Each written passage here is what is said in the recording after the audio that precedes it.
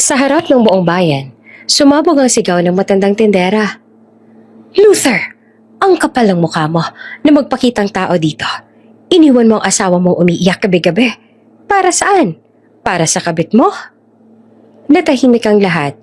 Si Luther na nakasuit. Mayabang ang tindig pero napalunok. Hindi ko siya iniwan. She wasn't pregnant. Drama lang niya yun. Nagtawanan ng ilan. Tama, Luther. Walang saysay yung babaeng yon. Pero bago siya makangiti, lumapit ang isang kasambahay ni Lola. Nanginginig pero matapang. Kung wala siyang dinadala noon, bakit akong tumulong maglinis ng dugo sa sahig?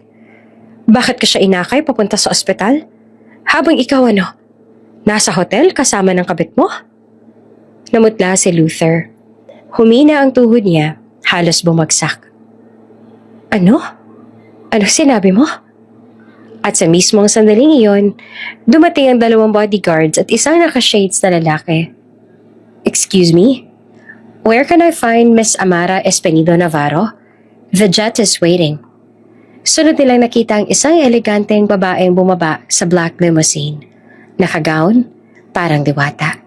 Si Amara, ang babaeng tinawag niyang walang kwenta. Ang babaeng iniwan niya, na dapat pala niyang prenotektahan. At nang magtagpo ang mata nila, tumulo ang luha ni Luther. Hindi dahil sa hiya, kundi dahil ngayon niya lang nalaman, may anak pala sila na hindi niya naalagaan. Bago ka pa lang sa channel neto, ibang kwento ni Ate Jane, istorya mo, ikwento ko. Huwag kalimutang pindutin ang notification bell at subscribe button.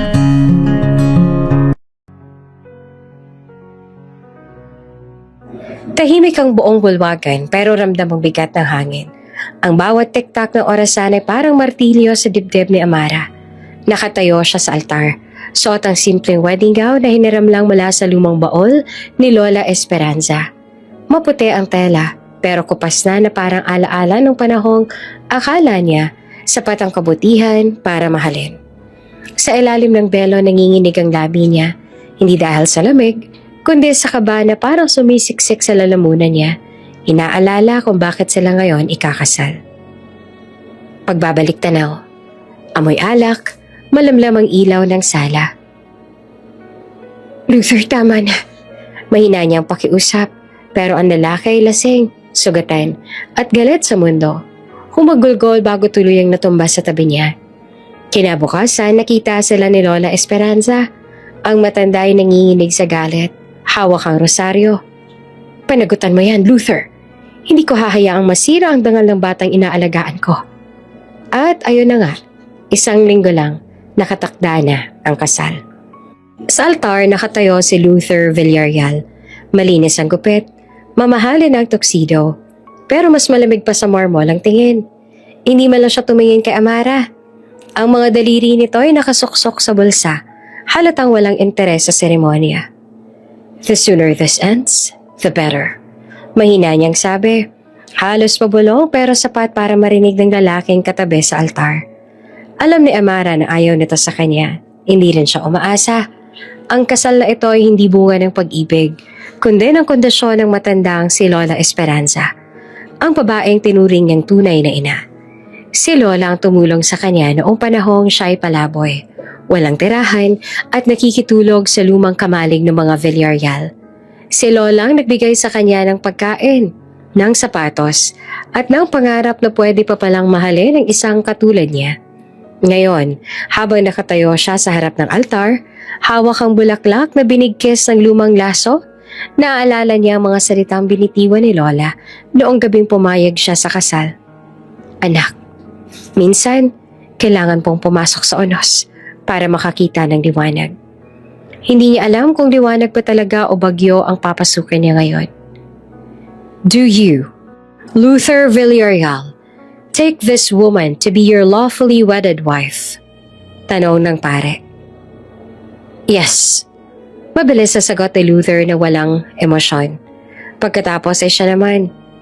Do you, Amara Reyes, take this man to be your lawfully wedded husband? Yes, Father.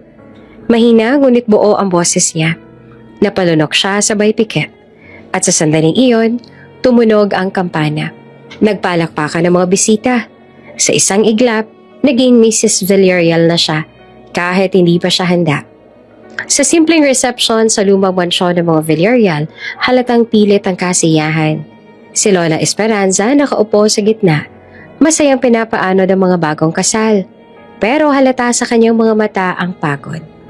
Si Luther nakaupo lamang sa dulo ng mesa, hawak ang cellphone. Minsan-minsan lang sumasagot kapag kinakausap. Si Amara naman tahimik na kumakain ng kaunting salad sa tabi ni Lola. Naririnig niya ang bulungan ng mga bisita. Swerte niya, napangasawa si Luther Villarreal. Di bagay, parang probinsyana lang. Ngumiti siya kahit masakit. Ayaw niyang ipakita ang apektado. Si Lola Esperanza lumapit at tinaplos ang kamay niya. Anak, pasensya ka na sa apo ko.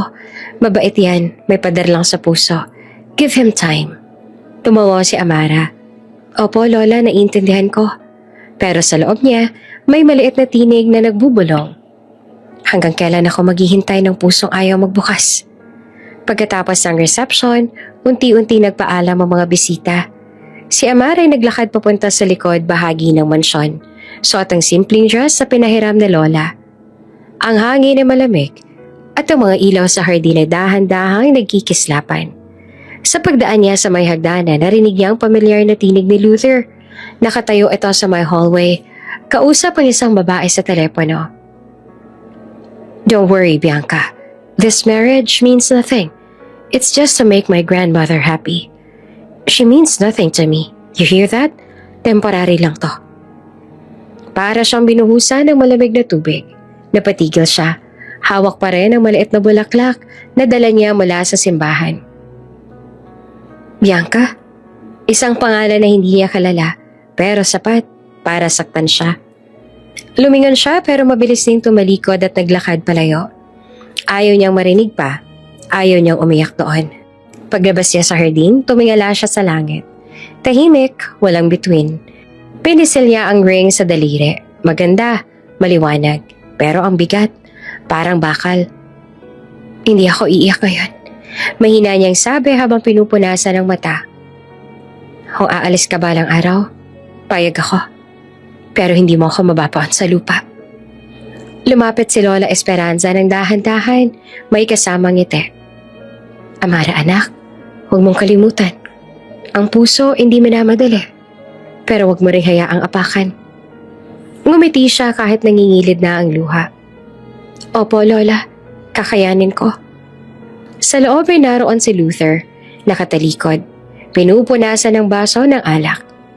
Hindi niya alam na mula sa hardin pinagmamasan siya ni Amara. Tahimik, ngunit may apoy na sa dibdib. Pag-alis si Lola, naiwan siya mag-isa sa malawak na hardin. Dahan-dahan ang bumubuhos ang ulan. Hindi siya tumakbo.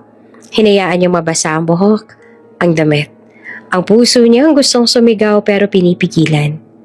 Habang nakamasid si Luther sa malayo, wala siyang ekspresyon.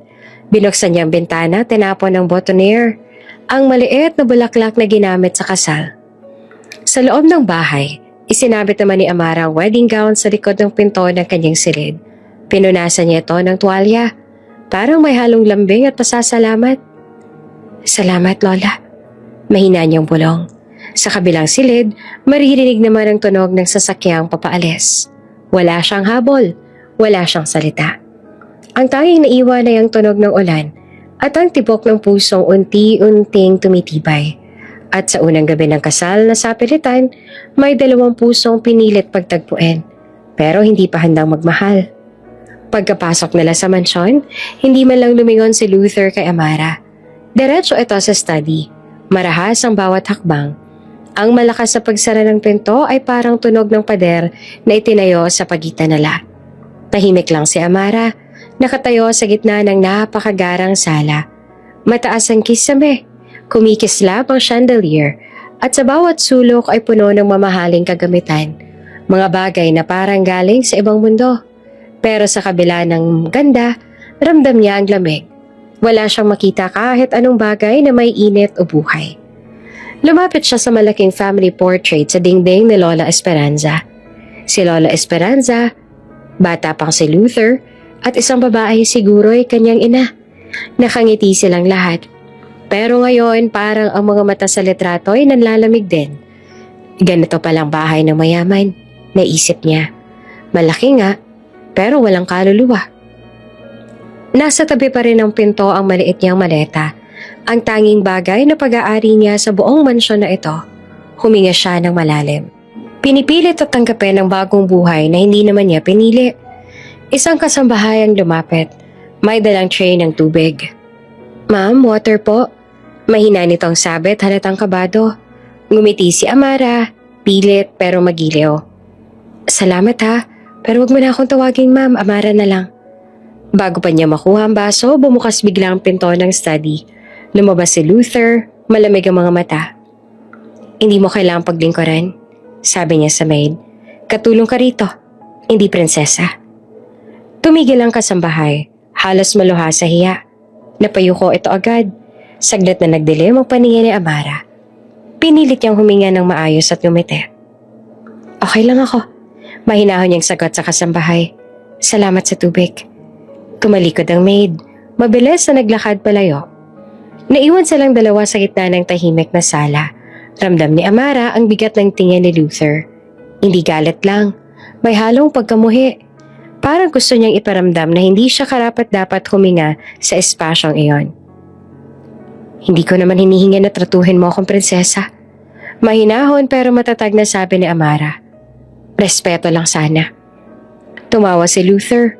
Walang kahit bahid ng saya. "Respeto?" Ulit niya. May ngiti ng pangungot siya. "You think you earned that?" Humakbang siya palapit. "Pinagbigyan lang natin si Lola. Kung hindi niya ako pinilit, sa tingin mo ba titingnan pa kita kahit isang beses?" Parang sinampal si Amara ng mga salita. Pero hindi siya umatras. Huminga siya ng malalim, pinisil ang palad. "Hindi ko rin hiningi ang buhay na to," sagot niya. "Hindi ako nagmakaawa. Minahal ko ang lola mo, hindi ang yaman mo."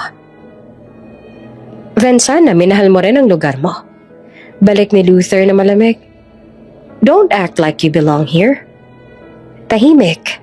Tanging tektak ng oras sanang maririnig. Pinagmasdan ni Amara ang mukha ng lalaki. Perpekto, pero walang emosyon. Lumapit siya ng kaunti hanggang halos magtama ang mga mata nila.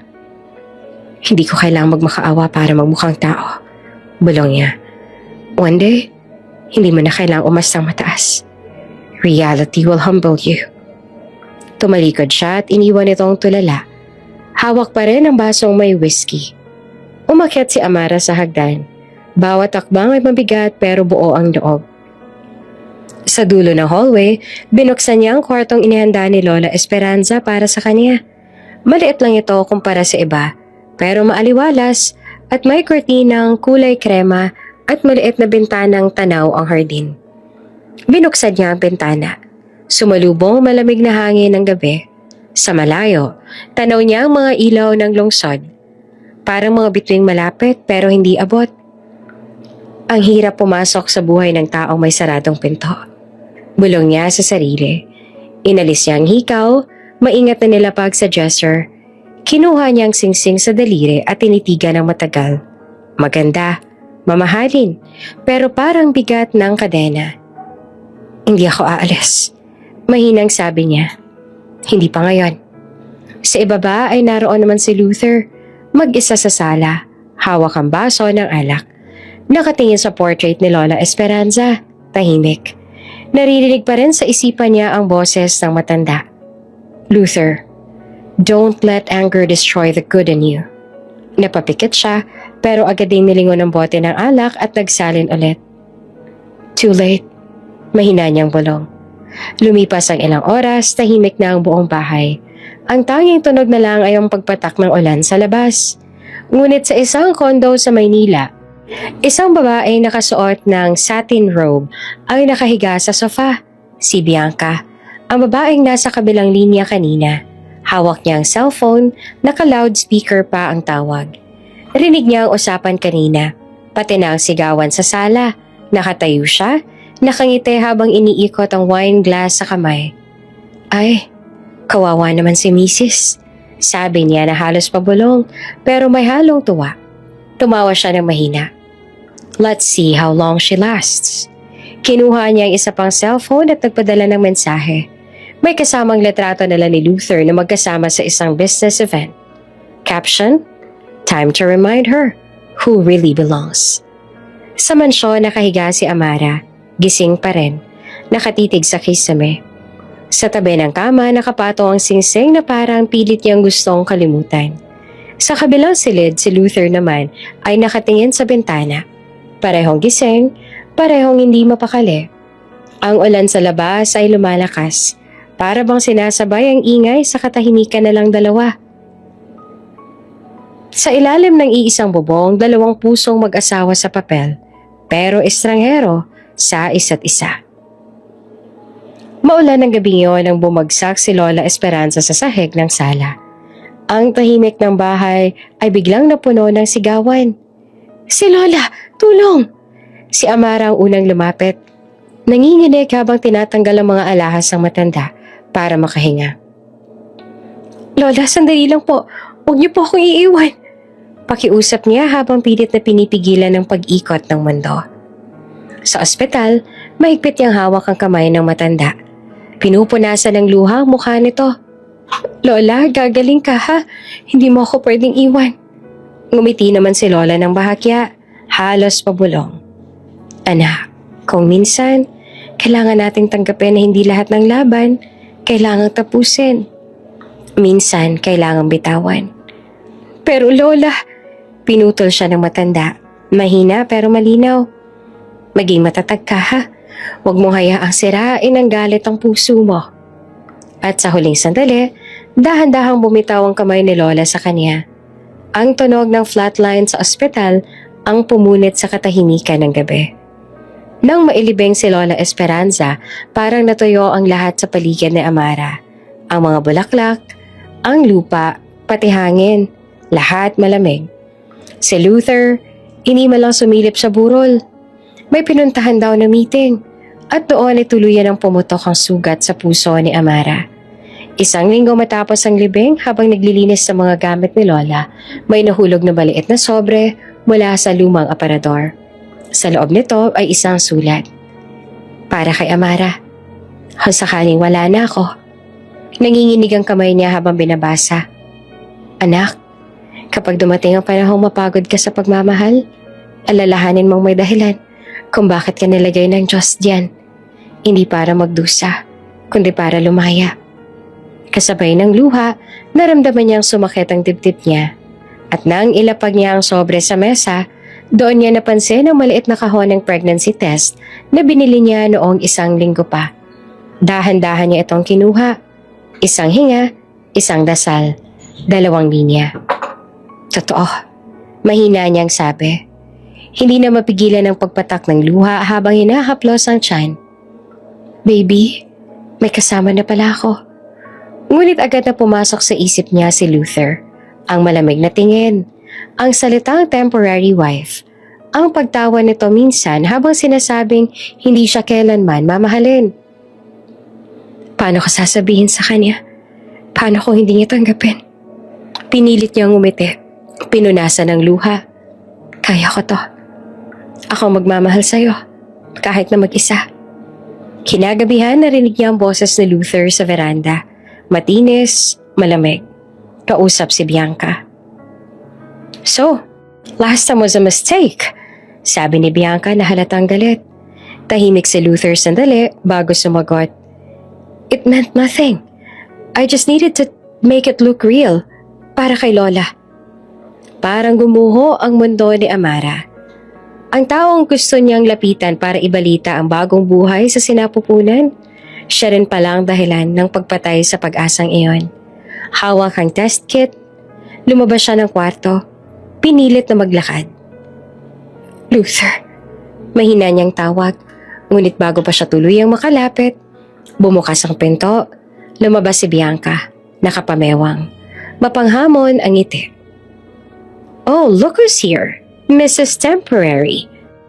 May mahalaga lang ako sasabihin kay Luther. Sagot ni Amara na pilit na magpatatag. Ngunit mabilis ang dila ni Bianca. Don't tell me buntis ka. Tumawa, malamig. mapanikit.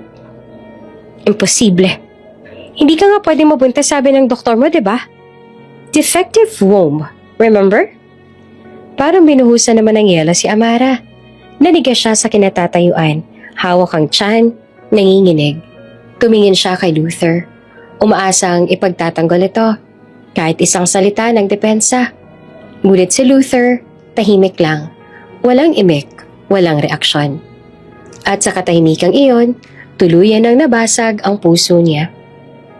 Luther, mahina niyang tawag na nanginginig ang boses. Ngunit hindi siya sinagot. Sa labas, bumuhos ang ulan. At sa bawat patak ng tubig sa bubong ng mansyon, parang kasabay ang pagtangis ng dalawang pusong parehas na nawalan, ng isang gabay, ng isang anak, at ng pagkakataong sana'y magpatawad bago mahuli ang lahat. Mabilis ang tibok ng puso ni Amara habang nakahawak sa tiyan. Ramdam niya ang malamig na pawis sa noo. At bawat paghinga ay parang pag-akyat sa bundok. Please, huwag ngayon, baby. Huwag ngayon. Nanginginig yung bulong. Halos hindi makatingin sa dugo na unti-unting dumadalay sa sahig. Anong drama na naman yan? Malamig na tanong ni Luther mula sa gilid ng sala. Nakakunot ang noo niya, halatang gulong-gulo, pero hindi pa rin lumalapit. Si Bianca nakatayo sa tabi, nag-cross ng braso at tumaas ang kilay. Baka nai-stress lang siya kasi gusto niya magpanggap na buntis. Napaka-classic. Napatingin si Amara. Halos wala ng lakas pero pinilit magsalita. Hindi ako nagpapanggap. Mahina pero buo ang boses niya. May baby ako. Sandaling natahimik ang buong paligid. Tumigil si Luther sa paghinga at si Bianca ay napakunot ang noo pero agad ding tumawa. Pilit. Buntis? Hindi nga pwede yan. Hindi ba sabi ng doktor mo? Bianca, stop! Mabilis ang boses ni Luther. Pero hindi pa rin niya nalapitan si Amara. Are you sure? Tanong niya na halatang nag-aalangan. O gusto mo lang ng atensyon? Hindi na nakasagot si Amara. Biglang sumakit ng todo ang tiyan niya. Halos mapahawak pa siya sa dingding. Umagos ang dugo sa hita niya. Marami, mainit at nakakatakot. Luther, halos mawalong niyang tawag. Help me. Sakalang kumilos si Luther. Nang makita niyang dugo ay parang may sumabog sa dibdib niya. Amara! Sigaw niya sabay takbo at salo sa kanya bago pa siya bumagsak. Dinala niya ito sa sofa at nanginginig ang mga kamay. Call the doctor! Now! Sigaw niya sa mga kasambahay na nagsilabasan sa takot. Si Bianca naman nananatiling nakatayo sa gilid. Nakatitig lang. May bakas ng pagkabigla sa mukha pero hindi mawala ang ines sa mata. Kung buntis nga siya. Mahina niyang sabi na halos sarili lang naririnig. Kawawa naman. Sa ospital ay malamig ang puting ilaw. Nakahiga si Amara. Maputla, nakakabit sa swero. Mahina ang paghinga niya at sa bawat tunog ng makina, parang binibilang ang tibok ng puso niya. Nakatayo si Luther sa labas ng silid, hawak ang noo. Parang gusto niyang murahin ang sarili. Hindi siya mapakali. Bumukas ang pinto ng ICU, lumabas ang doktor, seryoso ang mukha. Mr. Villarreal, sabi nito na mabigat ang tinig. We did everything we could. Napaangat ang tingin ni Luther. Anong ibig mo sabihin? The pregnancy didn't survive. Mahinahon pero diretso ang sagot. She lost the baby due to stress and emotional shock. The body couldn't hold it anymore. Nanatiling tahimik si Luther, parang walang marinig, parang walang maramdaman. Pagpasok niya sa silid, nakatingin lang si Amara sa kisame. Tahimik, walang luha sa una. Hanggang sa biglang tumulo ang isa, sunod-sunod na.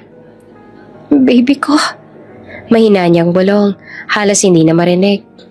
Sorry, hindi ka na nakaligtas.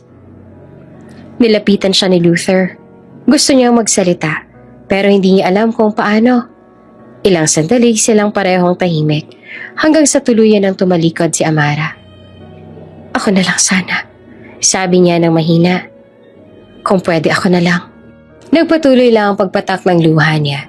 Sa labas ng kwarto naroon si Bianca. Nakaupo sa bench nang dumaan si Luther. Napatingin siya dito, pilit ang ngiti.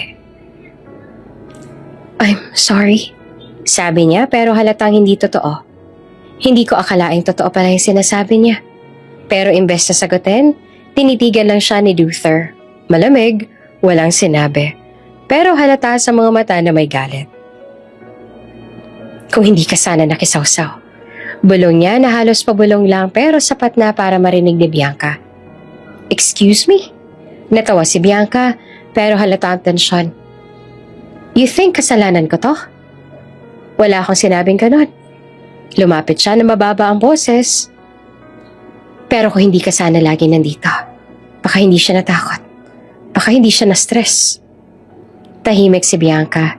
Saglit niyang tiningnan ng sahig tapos ay ngumiti ulit pero pilit. Alam mo, Luther, hindi mo kailangang sisihin ako para lang gumaan ang loob mo. Hindi naman sumagot si Luther. Umalis siya. Iniwan itong nakatingin lang sa likod niya. Kinagabihan, nagising si Amara. Tahimik sa loob ng kwarto sa ospital. May buwan na sumisilip sa bintana. At ang puting kortina ay dahan-dahang umuugoy. Hinaplos niya ang tiyan niya, pero wala na. Wala nang kahit anong maramdaman. Sa mesa sa tabi niya may mga bulaklak at prutas. Walang card, walang pangalan. Napangiti siya na mapait. Kahit sa pagkawala mo anak, ako pa rin mag-isa. Sa pinto, tahimik na dumating si Luther. Dalang maliit na stuffed toy. Regalo sana sa magiging anak nila. Amara, mahinang tawag niya. Hindi siya lumingon. Bakit ka pa nandito? Tanong niya na tuwid tingin sa labas ng bintana. Wala ka namang dapat alalahanin. Temporary lang, diba? Napayuko si Luther. Hindi agad nakasagot. I didn't mean this to happen. Pero nangyari. Putol niya sabay lingon. At wala kang ginawa para pigilan. Tahimik ulit. Ilang segundo lang pero parang oras ang lumipas. Tinitigan ni Luther ang kamay niya. Nanginginig. I'm sorry. Napatawa si Amara. Mahina pero masakit. Huli na. Hindi lahat ng sorry nakakabuhay ng patay. Hindi na muli nagsalita si Luther. Tumalikod siya. Naglakad palabas ng silid. Pagkasala ng pinto, tuluyan ang bumuhos ang luha ni Amara. Sa hallway, naghintay si Bianca. So, tanong niya na may halong ka ba? At pagtatago ng ngiti. Okay na siya? Tumingin si Luther sa kanya. Malamig, tahimik at may bigat sa mga mata. Umalis ka muna sa bahay. Sabi niya ng diretso. Ayoko makita ka kahit isang araw. Luther, umalis ka. Putol niya na halos pabulong pero matalim. Dahil sa ginawa mo, hindi lang siyang nawalan. At habang naglalakad siya palayo, naiwan si Bianca, hindi makakilos, hindi makaimik. Sa unang pagkakataon, siya naman ang natigilan. Dahil alam niyang kahit anong mangyari, may hindi na mababalik. Tahimik ang biyahe pa uwi. Sa loob ng sasakyan, walang inikan. Si Amara nakatanaw sa labas, pilit pinipigilan ng luha. Si Luther naman hawak ang manibela, pero parang hindi alam kung saan siya dapat tumingin. Ang bawat liko ng daan, parang mas naglalayo sa kanila kesa nagdadala pa uwi. Pagdating sa mansyon, agad siyang bumaba. Tahimik na sumunod si Amara, pero bago pa siya makapasok, hinarang siya ng lalaki. Magpahinga ka na lang muna. Sabi ni Luther na malamig pero may halong kaba. Hindi ko naman kailangang magpahinga. Mahinang sagot ni Amara. Ang kailangan ko sagot. Napatingin si Luther pero umiwas din kaagad. Wala akong sagot sa mga tanong mo. Hindi ko nga alam kung alin pa ang totoo. Ganun ba? Mapait ang ngiti ni Amara. Kahit yung sakit ko, duda ka rin? Hindi na sumagot si Luther. Umiling lang siya, saka tumalikod. Naiwan si Amara sa hallway. Mag-isa, hawak ang maliit na envelope. Ang ultrasound ng sanggol na hindi niya makikita. Dahan-dahan niyang pinahid ang luha, sabay bulong. Ito na lang natira sa atin. Kinabukasan, maagang bumaba si Amara sa mesa, naghahain siya ng kape. Tahimik lang si Luther habang binabasa ang dyaryo. Pero halata sa kilos niya ang bigat ng konsensya. Maya-maya ay naglakas ng loob si Amara. Luther, mahinahon niyang simula. Hindi ko na kailangang ipaliwanag ang lahat. Pero sana, kahit sandali, paniwalaan mo ako. Minahal kita. At yung bata, totoo yun. Ibinaba ni Luther ang dyaryo, pero hindi siya tumingin. Amara, wala akong balak makipag-away. Hindi ako nakikipag-away. Sagot naman ni Amara na nanginginig ang boses. Nakikiusap ako. Isang beses lang. Paniwalaan mo ako. Lumipas ang ilang segundo bago sumagot si Luther. Hindi ko alam kung kaya ko. Doon na tuluyang bumagsak ang luha ni Amara. Hindi mo alam? O ayaw mo lang? Walang sagot. Tumalikod siya at nagtuloy sa kwarto. Doon dahan-dahan niyang tinanggal ang singsing sa daliri. Tiningnan niya ito ng matagal bago inilapag sa mesa. Siguro, ito na yung huling beses kong pipilitin. Kinagabihan, pumasok si Luther sa kwarto. Wala na si Amara sa kama. Pero naroon pa ang singsing. Nakapatok sa ibabaw ng envelope. Pinulit niya ito, tiningnan ang loob ng sobre. Ultrasound photo. Maliit na itim na bilog. May pangalan sa baba. Baby Villarreal, 8 weeks. Napatigil siya. Bumilis ang tibok ng puso niya habang paulit-ulit na binabasa ang papel. Baby Villarreal. Bulong niya. Halos hindi siya makapaniwala. Parang bigla namang nanikip ang dibdib niya. Mabilis siyang lumabas ng kwarto. Hinanap si Amara sa buong mansyon. Sa kusina, sa hardin, sa veranda. Pero wala na. Ang mga kasambahay tahimik lang na nagkakatinginan. Umalis po siya, sir. Sabi ng isa. May bitbit na maleta. Sabi niya, huwag nang hanapin. Napatigil si Luther. Hindi niya alam kung tatakbo ba o luluhod. Sa unang pagkakataon, naramdaman niya kung gaanong kabigat ang mga salitang binitawan niya noon. Lumapit siya sa bintana. Tanaw ang daan palabas ng gate. Sa labas, umuulan na naman na parang noong una lang silang nagkita. At sa bawat patak ng ulan, bumabalik sa isip niya mga sandaling tinanggihan niya ang tanging taong nagtiwala sa kanya. Sa mesa, nakalapag pa rin ang singsing. Dahan-dahan niya itong pinulot. Hawak-hawak habang pumikit. Bakit hindi kita pinakinggan? Mahina niyang sabi.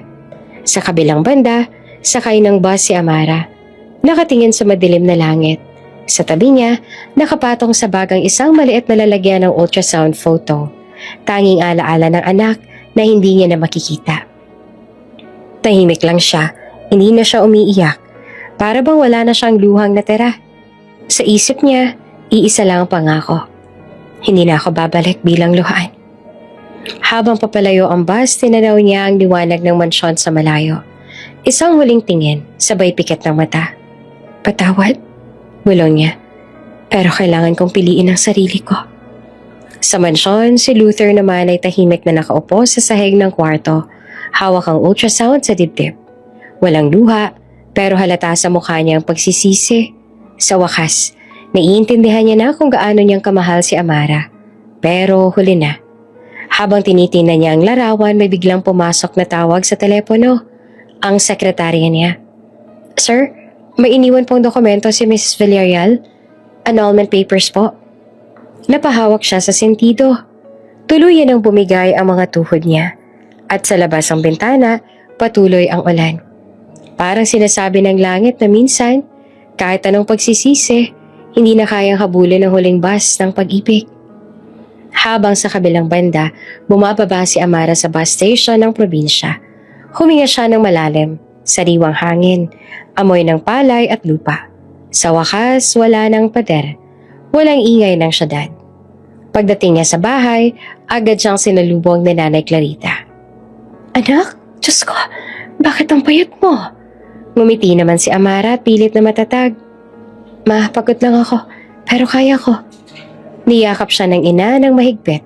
At sa yakap na iyon, tuluyan ang bumigay si Amara. Hindi dahil sa kahinaan, kundi dahil sa pakiramdam na ligtas na ulit siya.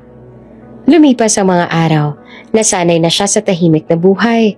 Nagluluto, naglalaba, naglalakad sa palayan. Sa bawat takbo ng oras, unti-unti niyang naramdaman ang paghilom. Minsan habang nagbabanlaw ng damit sa ilog, napatingin siya sa malinaw na tubig at nakita ang refleksyon niya. Maputla pa rin, pero may ngiti na. Okay lang. Bulong niya. Hindi ako natalo. Natuto lang. Gabi-gabi umuupo siya sa labas ng bahay, nakatingin sa langit. Bitbit niya lagi ang maliit na larawan ng ultrasound. Baby, mahina niyang sabi. Hindi mo man ako nakasama, pero pinapangako kong tutulungan ko yung mga babaeng katulad ko. Hindi kita kakalimutan. Kumikinang ang mga bituin, parang may tugon. Tahimik, pero puno ng pag-asa. Kinabukasan, maagang naglakad si Amara papunta sa bayan. May dala siyang basket ng gulay. Plano niyang ibenta sa palengke. Habang naglalakad sa gilid ng kalsada, huminto ang isang itim na kotse sa tabi niya. Bumaba ang tinted na window. Isang lalaki, nakasuit. Maamo pero formal ang tingin. Miss, sabi nito. Ikaw ba si Amara Villarreal? Napatigil siya at halatang nagulat. Sino ho sila?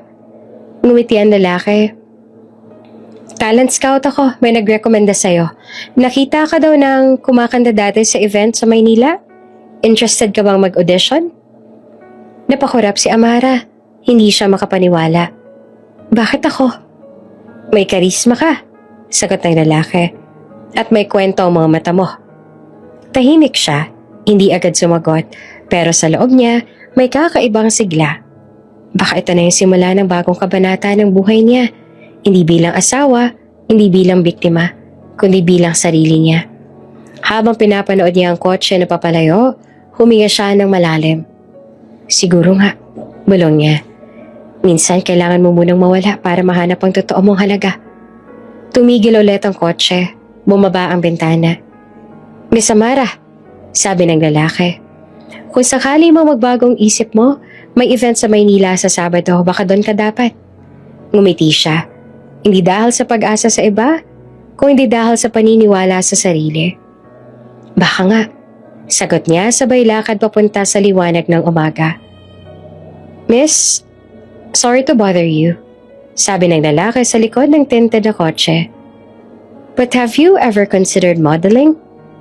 Nalingon ni Amarang estranghero, hawak pa ang basket ng gulay. Modeling? Ako? Halos natawa siya. Ngumiti ang lalaki, kalmado pero seryoso. You have a unique presence. May kwentong mukha mo. Napangiti siya. Hindi sigurado kung pinagtitripan ba siya o totoo. Baka ho nagkakamali lang kayo. Sabi niya at bahagyang nahiya. Hindi ho ako marunong mag-pose. Marunong lang po ako maglaba. Sa kabilang gilid may vendor naman na nakarinig. Si Amara, modelo? Biro pa ng isa sabay tawa. Hindi ba yung taga-bundok? Baka sa palengke mo siya iparada. Natawa pa ang iba, pero hindi na nagpaliwanag si Amara. Ngumiti lang siya ng mahinhin. Okay lang, sanay ako sa pangmamaliit. Inabot ng talent scout ang business card. Call me if you decide. Hindi ko sinasabi na madali pero minsan kailangan mo lang sumubok. Kinuha niya ayon. Medyo nag-aalangan pero may halong intriga sa isip. Salamat, mahina niyang sabi. Pag-uwi niya, nilapag niya ang basket sa lamesa. Tahimik lang ang bahay. Tinitigan niya ang maliit na card, makintab, may pangalan at logo ng agency. Parang panaginip. Bulong niya. Binalikan niya sa isip ang mga sinabi ni Luther noon. You don't belong in my world. Ngayon baka nga totoo. Pero baka rin may sariling mundo siya na mas maganda. Kinagabihan dumungaw si Nanay Clarita sa kwarto niya. Anak, sabi nito. Narinig ko daw kanina may scout na kumausap sa'yo. Tumango siya. Oo ma, pero baka biro lang yon. Ngumiti naman ang ina. Marahan ang tono. Hindi naman lahat ng milagro dumadating na may harana. Minsan, simpleng pagkakataon lang. Anak, kung meron kang kaya, gawin mo. Hindi ka ipinanganak para maging alipin ng sakit. Niyakap ni Amara ang nanay niya. Ma, natatakot pa rin po ako. Lahat ng lumalaban natatakot, pero yung may tapang, sila yung umaalis kahit nanginginig. Kinabukasan, maagang nagising si Amara. Tumayo siya sa harap ng salamin. Simple lang. Plain shirt, nakapusod ang buhok, walang makeup. Pero sa unang pagkakataon, hindi niya nakita ang babaeng iniwan. kundi isang babaeng handang magsimula. Tinanggal niya ang buhok sa pagkakapusod, hinagod ito pababa at ngumiti sa sarili. Kaya ko ba? Tanong niya sa refleksyon. Ngumiti siya ulit ng mas matatag. Kaya ko. Kinuha niya ang cellphone at business card. Ilang ulit siya nagduda bago i-dial ang number. Pero sa huli, pinindot pa din niya. Hello? This is Amara. About the modeling opportunity. Sa kabilang linya, narinig ang pamilyar na boses ng scout na masigla. Miss Amara, good timing. We're holding a casting call in Manila tomorrow. Ready ka bang umalis bukas? Napatigil siya. Parang tumigil din ang oras. Tumingin siya sa paligid ng maliit na bahay, sa mga lumang kortina, sa mga damit na nakasampay. Hawak niya ang ultrasound picture sa dibdib. Parang paalala ng lahat ng pinagdaanan niya. Huminga siya ng malalim. Ready na. Sagot niya na buo ang loob. Pagkababa ng tawag, umupo siya sa kama. Walang luha, walang kaba. Ngayon lang niya naramdaman na may direksyon ulit ang buhay niya. Habang nag-iempake ng kaunting gamit, napangiti siya. Baby, bulong niya. Samahan mo ako ha, para sa atin to. Kinagabihan bago matulog ay nagdasal siya. Salamat Lord, kasi kahit binasag mo yung dati kong mundo, binigyan mo ako ng bagong simula. Sa kabilang banda ng probinsya, habang tulog ang lahat, sumilip sa bintana ang buwan. Tila ba ito'y nakangiti sa kanya. At sa gitna ng katahimikan, isang bagong pangarap ang nabuhay sa puso ni Amara. Hindi para ipakita sa iba, kundi para patunayan sa sarili niya na kaya niyang bumangon ng mag-isa. Kinabukasan, bitbit ang maliit na maleta, umalis siya ng bahay.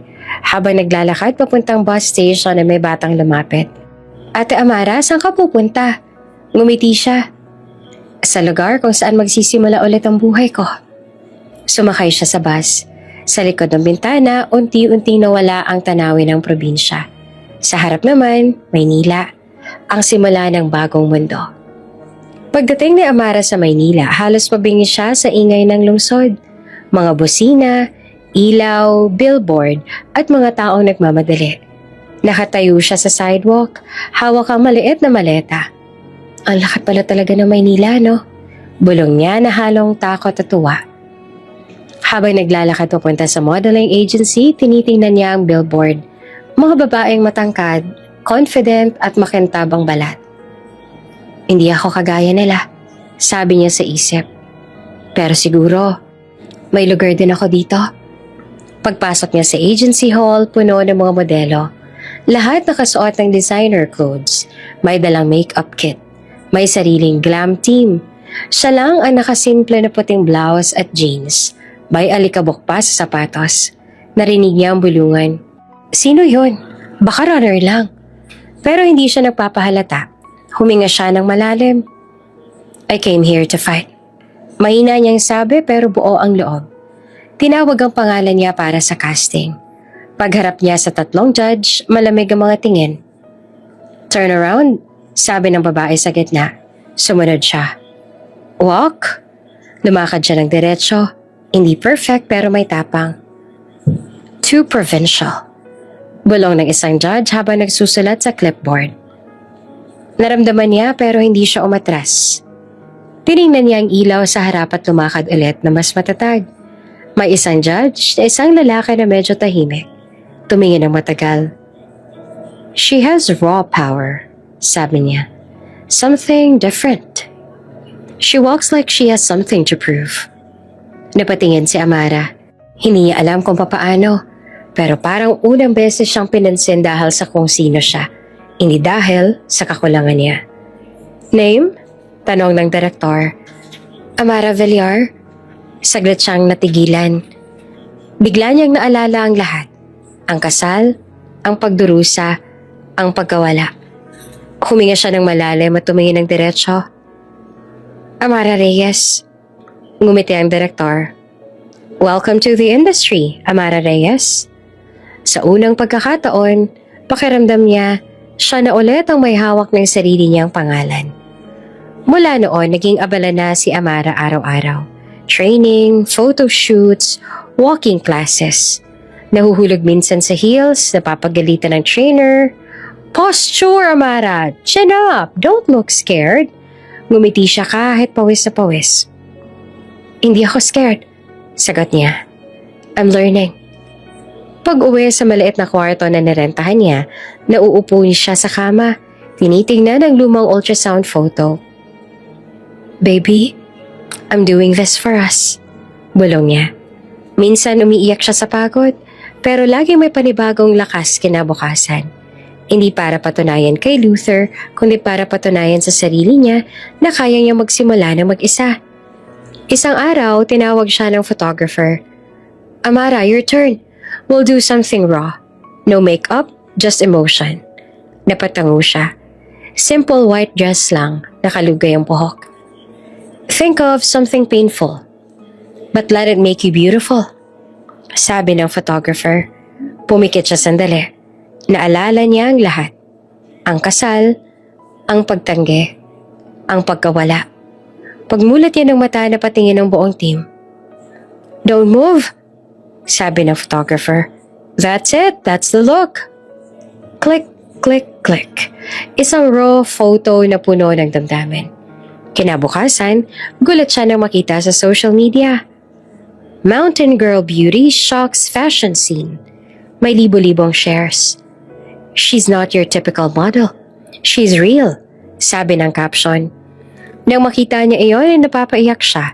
Hindi dahil sa fame kundi dahil sa katotohanang may nakakita sa kanya sa wakas. Sa kabilang dako ng lungsod sa loob ng isang penthouse, nanonood naman si Luther ng late night news. Habang naglalabas ng wine, narinig niya sa TV. New face of local fashion, Amara Reyes, the mountain girl who stunned everyone. Tumigil siya nang makita niya ang mukha ni Amara sa screen.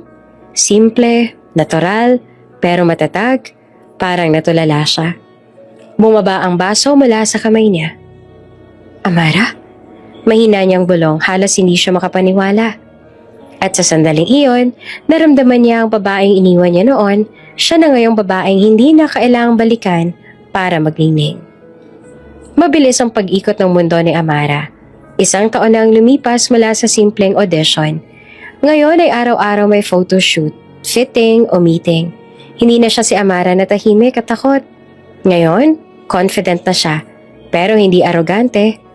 Sa backstage ng isang editorial shoot, habang pinapahira ng makeup artist ang pisngi niya, nakatingin lang siya sa salamin. Hindi niya makilala ang babaeng nasa harap niya. Elegant, composed, pero may bakas pa rin ng mga sugat na natutunan niyang yakapin. Ready ka na, Amara? Tanong ng stylist. Ngumiti naman siya. Ready na. Para sa bawat babaeng muntik ng sumuko. Paglabas niya ng set, agad siyang sinalubong ng mga kamera. Okay, Amara, bigay mo sa amin yung raw emotion, sabi ng photographer. Pumikit siya sandali. Sa loob-loob niya, naalala niyang mga gabi sa mansyon. Ang sigaw, ang sakit, ang pagkawala ng anak. Nang dumilat siya, may luha sa gilid ng mata. Pero may tapang din sa titig. Click! Isa, dalawa, tatlong shots. Tahimik ang buong crew. Perfect! Bulong ng photographer. You're not posing, you're telling a story. Kinabukasan lumabas ang feature article. From Pain to Power, The Rise of Amara Reyes. Agad ito nag-viral. Mga tao sa social media ay nagkomento. Ang lakas ng aura niya, no? Hindi lang ganda, may lalim. She looks like she's been through something and won. Sa gitna ng atensyon, nanatiling humble si Amara. Hindi siya nasisilaw sa papuri. Pero alam niyang unti-unting bumabalik ang halaga ng sarili niya. Sa isang interview, ngumiti ang host. Amara, you're the talk of the town. Pero gusto naming malaman, what fuels your strength? Tahimik siya saglit. Hindi agad sumagot. Naramdaman niya ang bigat sa dibdib, pero ngumiti pa rin. I lost something precious once, sabi niya sa boses sa banayad. Now, I fight to honor that love. Hindi niya binanggit kung sino o ano, pero lahat ng nakarinig, alam na may malalim sa likod ng bawat salita. Pagkatapos ng interview, trending agad. Mga video edits, quotes, at reaction posts na nagkalat sa internet. Hashtag Queen of Sierra. Hashtag From Pain to Power. Ang mga hashtag na dating imposible para sa babaeng dating iniwan at tinawag na wala. Sa mansyon, nasa harap ng TV si Luther. Tahimik, naka-off ang mga ilaw. Tanging glow ng screen ang kumikislap sa mukha niya. Nakita niya si Amara. Confident, kalmado. Hindi na yung babaeng dating umiiyak sa harap niya. Habang pinapakinggan niya ang sagot nito sa interview, unti-unting bumigat ang dibdib niya. I lost something precious once. Tumulo ang isang luha, tahimik lang. Hindi dahil sa inggit, kundi dahil ngayon lang niya tuluyang naramdaman ang bigat ng mga salitang sinayang niya noon. Kinabukasan sa studio, panibagong photoshoot ulit. Pagkatapos ng huling set, may lumapit na assistant, bitbit ang malaking bouquet ng mga white peonies at lilac tulips. Paborito niyang bulaklak iyon. Miss Amara, para daw sa inyo. Nagulat siya. Ha? Wala naman ako inaasahan. Ngumiti ang assistant. Walang pangalan pero may card po. Binasa niya. To the woman who turned pain into power. A.N. Napakunot ang noon niya. A.N.? Bulong niya. Ngumiti ang makeup artist habang nag-aayos ng gamit. Baka secret admirer mo. Natatawa siya pero nagtataka. Wala akong time dyan pero ang sweet Inumoy niya ang mga bulaklak. Mabango, presko, parang may kasamang mensahe hindi lamang romansa, kundi paggalang. Samantala sa mansyon, hawak pa rin ni Luther ang tablet. Tinitingnan ng trending post si Amara na may caption To every woman who was told she couldn't, this is for you. Napatitig siya sa litrato. Siya yung babaeng sa simpleng white dress, nakangiti sa araw. May peace sa mata. Ngayon yan lang nakita ang ganitong klaseng ngiti sa kanya. Ngiting hindi na para sa kanya. Maya-maya pumasok si Bianca, naka-night dress pa. Luther, nanonood ka pa rin ng babaeng yon? Hindi siya sumagot. Pero nang mapansin ni Bianca ang bouquet sa TV screen na pataas ang kilay. A.N.? Wow, may bago na pala siya. Malamig na tumingin si Luther. Umalis ka nga. Ha? Bakit? Umalis ka, Bianca. Tahimik na lumabas si Bianca. Halatang ines. Si Luther naman nanatiling nakatulala sa litrato ni Amara.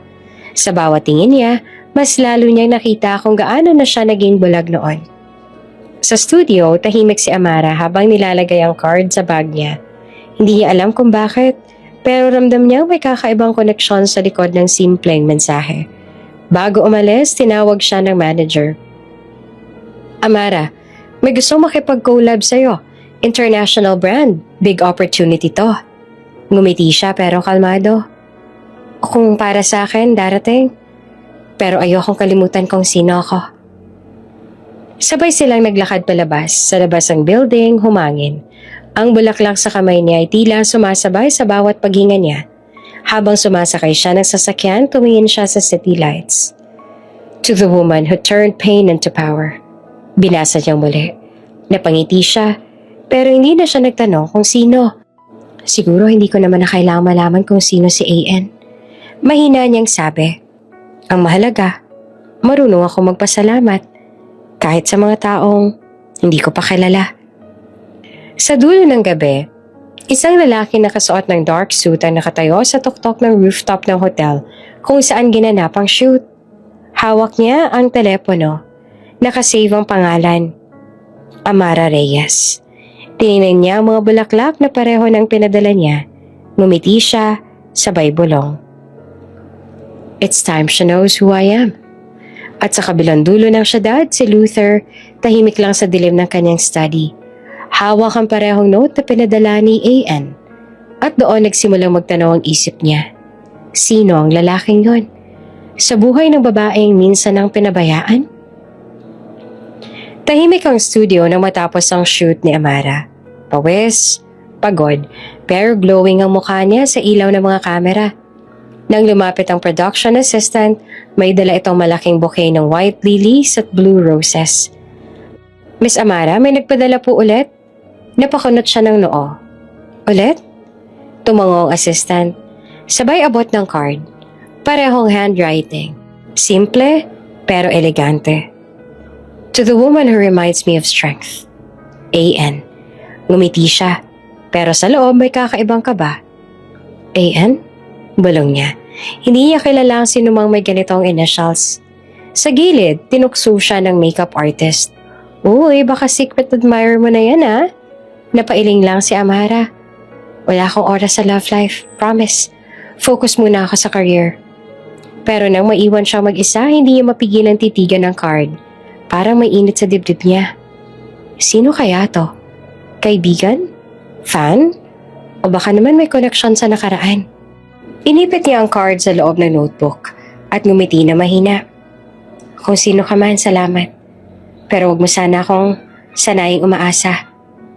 Kinabukasan sa shooting ng isang perfume ad, naroon si Miguel, ang photographer na lagi niyang kashoot. Matagal na itong kasama sa industriya at parang kuya na rin sa kanya. Amara? Sabi ni Miguel habang inaayos ang ilaw. Ang ganda naman ng aura mo ngayon. In love? Napailing siya at natawa. Grabe ka naman, Kuya Miguel. Wala akong oras para dyan. Yung A.N. Sabay kindat ng lalaki. May kilig sa bulaklak na naman kahapon na. Napatingin si Amara sa lupa. Hindi ko nga alam kung sino yun eh. Baka taga-industry rin. Designer? Producer? Baka nga. Pilit na kalmado. Pero sa loob, may curiosity na hindi niya mapigilan. Samantala, sa isang malayong mansyon, nakaupo si Luther sa loob ng study room. Tahimik, tanging ilaw ng laptop ang lumiliwanag sa mukha niya. Sa screen, nakabukas ang isang online article. The Queen of Sierra, Amara Reyes, From Heartbreak to High Fashion. Nakatitig siya sa retrato ni Amara. Ang dating babaeng halos hindi makatingin sa kanya. Ngayon ay nakasuot na ng haute couture. Matapang ang mata. Ngunit hindi iyon ang nakapukaw sa kanya, kundi ang bouquet na nasa tabi ni Amara sa interview set. May card, may nakasulat na A.N. Tumaas ang kilay niya. A.N. Bulong niya na malamig ang tono pero may kirot sa ilalim. Tinawag niya ang assistant. Find out who's been sending flowers to Amara. Sir, just do it. Pagkaalis ng assistant, napabuntong hininga siya. Ayaw niyang aminin pero may piraso ng selos na hindi niya kayang itago. Hindi niya alam kung galit ba siya sa A.N. o sa sarili niya dahil ngayon niya lang naramdaman kung gaanong kalaki ang nawala sa kanya. Isang linggong lumipas, dumating ang malaking araw. Ang Imperial Fashion Gala. Isa ito sa pinaka-prestiyosong event sa industriya at ngayong taon, unang beses na inimbitahan si Amara. Habang nasa dressing room, halatang kinakabahan siya. Suot niya ang gintong gown na may detalyeng parang sinag ng araw. Relax lang, Amara, sabi ng stylist. You deserve to be here. Ngumiti naman siya na mahina. Salamat ah, hindi ko akalaing makakarating ako rito. Paglabas niya sa stage, halos hindi siya makapaniwala. Mga flash ng camera, mga taong nakatingin sa kanya. She's stunning. Bulong ng isang fashion critic. She's different. Authentic. Lumapit ang host para sa interview. Amara, everyone's talking about your journey. Ano nagbigay sa'yo ng lakas para makarating dito? Huminga siya ng malalim, tsaka ngumiti. Siguro dahil minsan nawala ako. Pero dahil doon, natutunan kong hanapin ang sarili ko. I fight now to honor what I lost. Tumunog ang palakpakan. Sa audience, may mga luhang napahinto sa mga mata ng mga manonood. Ang mga kamera nakatutok lahat sa kanya. Ang babaeng minsang iniwan, ngayon ay tinitingala. Matapos ang event, bumalik siya sa table niya. Doon niya nakita ang waiter na may dalang maliit na sobre. Mrs. Pineda, may nagpaabot po. Binuksan niya. Sa loob ay may simpleng note lang. You looked stronger tonight than any diamond here. A.N. Napahawak siya sa dibdib. Ikaw na naman. Bulong niya na may halong tuwa at gulat. Ngunit bago pa siya makapag-isip, tinawag na siya ng manager. Amara, kailangan mo sa backstage, press photos. Nang umalis siya, hindi niya alam na sa kabilang dulo ng hall, Isang lalaki naka-black suit ang nakatingin. Nakangiti, hawak ang kopya ng note na kapareho ng ibinigay sa kanya. Kinagabihan sa condo unit niya, tinanggal niya ang makeup at tiningnan ang sarili sa salamin. Pagod pero maganda pa rin. Hawak niya ang note at napangiti siya. Sino ka ba, Ian? Bakit parang alam mo kung anong klaseng sakit ang pinagdaanan ko? Tumingin siya sa bintana. Sa labas ay mga ilaw ng syudad. Sa loob, tahimik ang puso. Pero salamat, bulong niya. Dahil kahit hindi kita kalala, pinapaalala mong may halaga pa rin ako. Nilagay niya ang note sa maliit na kahon, kasama ng ultrasound photo ng anak. Para sa mga alaala na hindi kailanman mawawala. Lumipas ang ilang araw, isang luxury brand ang nag-imbita sa kanya para sa photoshoot sa isang private villa sa Tagaytay. Pagdating niya roon, ramdam niya agad ang ganda ng lugar, mga bulaklak, ilaw at tahimik na simoy ng hangin. Miss Amara, sabi ng staff. Our creative director just arrived. He insisted on meeting on you. Personally. Nagulat siya. Personal? Paglingon niya ay may lalaking papalapit. Matangkad, may confidence, nakaitim na suit. Mapait pero maginoon niyang ngiti. Hi, sabi nito sabay abot ng kamay. I'm Aiden Navarro. Natigilan si Amara. Aiden? Ngumiti naman si Aiden at tumango. Finally, the woman I've been writing to. Tumigil ang oras sa pagitan nila, tahimik. Narinig niya lang ang tibok ng puso niya. Bakit mo ako sinusulatan? Mahinahon niyang tanong. Because your story reminded me of mine, sagot ni Aiden. And because sometimes strangers see the strength we forget we have. Habang nakatitig si Amara kay Aiden, may kakaibang pakiramdam sa dibdib niya. Hindi takot, kundi kapayapaan. Sa unang pagkakataon, may lalaking tumingin sa kanya hindi bilang biktima, kundi bilang inspirasyon. At doon nagsimula ang bagong kabanata ng kanyang puso. Mainit ang araw nang bumalik si Amara sa Maynila. Sa pagbaba pa lang ng telepono, sinalubong na siya ng flash ng kamera. Mga reporter, nagsisigawan ng mga pangalan niya. Amara, one picture please! Amara, what's next for the Queen of Sierra? Ngumiti siya, sanay sa ganitong eksena. Ang dating tahimik na babae sa bundok, ngayon ay laman na ng bawat headline. Pero sa likod ng ngiti, ramdam niya ang bigat. Hindi ng takot, kundi ng mga alaala. Habang naglalakad palabas ng airport, napahinto siya. Sa gitna ng mga tao, may isang lalaking halos hindi na makilala.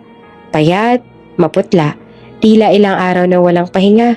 Si Luther. Hawak nito ang isang bouquet ng puting lirio. Yung bulaklak na dati niyang paborito. Amara, mahina nitong sabi, halos hindi naman marinig sa ingay ng mga flash. Please, tahimik lang siya. Tumingin sandali. Sapat na para makita ang pagod at pagsisisi sa mga mata nito. Late ka? Mahinahon niyang sagot, bago siya muling tumalikod. Hindi niya kailangang marinig ang mga dahilan. Noon pa man, lahat ng paliwanag ni Luther ay parang alon. Dumadaan, pero walang natitira. Pagdating sa sasakyan, huminga siya ng malalim. Are you okay, ma'am? Tanong ng assistant. Yeah, sagot niya. Just ghosts from the past. Kinagabihan sa hotel room niya, humarap siya sa salamin. Sa refleksyon, hindi niya makita ang dating babaeng laging umiiyak. Nakasuot siya ng eleganteng silk robe. Ang buhok ay nakapusod. Ang mata ay matatag. Ngunit sa isang sulok ng mesa, nakalapag ang bouquet na iniabot ni Luther. Hindi niya iyon tinapon. Nilagay lang niya roon parang paalala. Dumating ang tawag mula kay Aiden Navarro, ang Italian designer na unang nagbigay sa kanya ng big break. Amara, sabi ng lalaki sa kabilang linya na baritone ng boses, your shoot in Paris went viral. Milan wants you. Fly with me tomorrow? Tahimik siya sandali. Hindi agad nakasagot. Milan? Bulong niya. That's a big move. Yes, sagot ni Aiden. But you belong to big places now. I'll handle everything.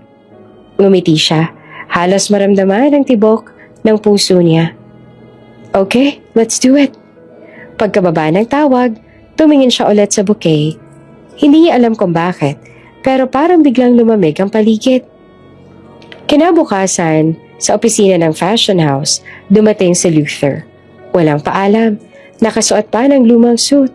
Halatang hindi na siya bahagi ng dating mundo. Sir, appointment po? Tanong ng guard. Please, I just need to talk to her. Sa loob ay abala naman si Amara sa fitting, nakasuot ng long ivory gown. Habang inaayos ng stylist ang laylayan, nang marinig ang ingay sa labas, nagtama ang kanilang paningin ni Luther. Amara, halos pabulong nito. Lumingon siya, pero hindi na siya umatras. Hindi na siya natitinag. Anong ginagawa mo dito? Sabi ni Amara. I'm sorry for everything. I lost everything when you left. The company, the respect, even myself. Sagot ni Luther. Napayuko si Amara sandali. Pag-angat ng mukha, kalmado na siya. Luther, mahinaho niyang sabi. Hindi ko kailangan ng sorry para mabuo. Hindi ko iniwan ang mundo nung umalis ako sa'yo. Ikaw ang umalis sa sarili mo. Natigilan si Luther. Kita sa mga mata niya ang guilt na matagal nang kinikimkim. Huwag mong gawing sentro ng mundo mo ang pagkawala ko. Dugtong pa ni Amara. Ginamit mo ang pagmamahal ko noon para kontrolin ako. Pero ngayon, ginagamit ko ang sakit para lumaya. Tumulo ang luha sa pisngi ni Luther, pero pinunasan niya agad. You changed? Hindi, sagot ni Amara. Finally, naging totoo ako. Tahimik, tanging tunog ng kamera sa photoshoot area ang maririnig. Nang tumalikod siya ay parang tuluyang naglaho ang koneksyon ng nakaraan. Habang papalabas si Amara ng building, hinabol siya ng assistant. Ma'am, may tawag po, urgent. Kinuha niya ang phone, si Aiden ulit. Pack your things, sabi nito. The flight to Milan leaves at 6 in the morning. Napangiti siya. I'll be ready. Ngunit hindi niya alam sa labas ng building, narinig ni Luther ang usapan. Ang pangalan ni Eden Navarro ay parang kutsilyong dumula sa puso niya. Milan? Bulong nito habang pinagmamasdan ng papalayo ang sasakyan ni Amara. Kasama siya. Hindi niya alam kung selos ba o panik ang nararamdaman niya. Pero sa unang pagkakataon, alam niyang tuluyang mawawala si Amara. Hindi dahil sa distansya, kundi dahil pinili na nitong hindi na lumingon. Pag-uwi ni Amara sa kondo, inayos niya ang mga gamit. Sa gitna ng pag-impake, binuksan niya ang maliit na kahon kung saan nakatago ang lumang ultrasound photo ng anak niyang nawala. Hawak niya iyon, marahang pinunasan. We're leaving, baby. Bulong niya. Sa labas ng bintana, tanaw niya ang city lights sa Maynila. Ang mga ilaw na dati niyang pinangarap mula sa bundok. Ngayon, bahagi na siya nito. At sa kabilang dulo ng lungsod, si Luther ay nakatulala sa bote ng alak. Hawak ang telepono. Paulit-ulit na tinatawagan ng numerong hindi na sumasagot. Amara? Bulong niya, habang tumutulo ang luha sa pisngi. Don't go. Ngunit sa isip ni Amara, malinaw na ang sagot. Hindi na siya babalik sa mundo ng multo. Bukas, lilipad siya patungong Milan at doon magsisimula ang bagong laban. Habang inaayos ang assistant ang mga gamit sa flight, pumasok ang isang lalaking may dalang dokumento. Miss Amara, sabi nito, Mr. Navarro asked me to hand this to you personally. Binuksan niya ang sobre. Sa loob ay may plane ticket, kontrata at isang liham. For the woman who turned pain into art, let's conquer the world together. A.N. Ngumiti naman si Amara sabay bulong. Game. Mainit ang araw ng bumungad sa social media ang mga headline. Provincial scammer Amara Reyes nilokong fashion world. Fake identity, fake receipts. Ang reyna ng Sierra, peke pala. Sunod-sunod ang notifications, comments, shares. Sa studio, habang nag-aayos ng buhok si Amara para sa shoot, biglang nagdilim ang mukha ng assistant. Ma'am, trending po kayo pero hindi maganda. Kinuha ni Amara ang phone. Nang makita ang mga edited photos, Mga peking kontrata, fake screenshots, pati lumang litrato niyang ginawa ng masamang caption. Parang may humigpit sa dibdib niya. Bianca. Mahina niyang sabi. Hindi pa rin siya tapos. Samantala sa kabilang dako naman ng syudad nakangiti si Bianca habang nakaupo sa cafe, kaharap ang PR agent niya. I told you, pag nabahira ng pangalan niya, tapos na siya. Sabi niya, sabay lagay ng shades. Sigurado ka bang walang makakabawi? Tanaw ng agent. Ngumiti naman si Bianca, kumpiyansa. Walang maniniwala sa probensya na laban sa pangalan ko. Pero ilang oras lang lumipas, dumating si Eden Navarro. Galit at kalmado sa parehong oras. Bianca, malamig ang sabi habang nilapag ang folder. Tama na to. Ngumiti pa rin siya pero ramdaman ka ba? Eden, this is business. Alam mo naman, showbiz, fake receipts, edited photos, that's a crime. Ano bang pakialam mo, girlfriend mo ba siya? Sabay tawa ni Bianca. Tinitigan siya ni Eden ng diretso sa mata. Hindi ko kailangang maging boyfriend para ipagtanggol ang tama. Kinabukasan, naglabas ng statement si Eden sa media. There are malicious attempts to destroy an innocent woman's career. As someone who knows the truth, I will not stay silent. Kasabay niyon, naglabas din siya ng screenshots, CCTV footage at mga dokumentong nagpatunay na si Bianca mismo ang nagpa-edit at nagbayad ng trolls para sirain si Amara. Sumabog ang internet. Grabe, siya palang may gawa. Si Amara klase pa rin kahit ginigiba na. Queen behavior. Ang dating tahimik na babae mula bundok, ngayon ay simbolo na ng grace under fire. Sa press conference na tinawag ng agency, tahimik ang bulwagan. Puno ng reporters, ilaw at camera flashes. Si Amara simple lang ang suot. White blouse, minimal makeup at matatagang tingin. Sa tabi niya si Eden tahimik lang, pero alerto. Miss Amara? Tanong ng reporter. Anong masasabi mo sa mga taong patuloy kang pinapapababa? Ngumiti siya, marahan pero may lakas. Kung sanay silang manira, sanay na rin akong bumangon. Hindi ko naman kailangang ipaliwanag ang katotohanan kasi kusa naman yung lumalabas kapag tumahimik ka at naghintay. Nagpalakpakan ng buong hall, may ilan pang huminga ng malalim, tila nadala na sa aura niya. Biglang may bumukas sa pinto. Isang lalaki ang pumasok. Suot ang simpleng polo, may dala pang bandage sa kamay. Si Luther. Tahimik ang lahat. Naglakad siya papunta sa harap. Tumingin sa media at nagsalita. Ako si Luther Villarreal. Sabi niya na ang boses ay formal, pero bakas ang emosyon. I was once the man who called her a liar. Nagsimula ang bulungan sa crowd. Tumuloy siya. I'm here today not as her husband, but as a witness. I saw the original test results, the ultrasound, the pain she carried. I misjudged her once. Now won't let that happen again. Tahimik ang buong press. Si Amara hindi naman makapagsalita. Nakatitig lang kay Luther, hindi dahil sa galit kundi sa gulat. Lumapit si Eden. Hinawakan ng kamay niya at marahan. You don't have to face this alone. Nilingon ni Amara si Eden.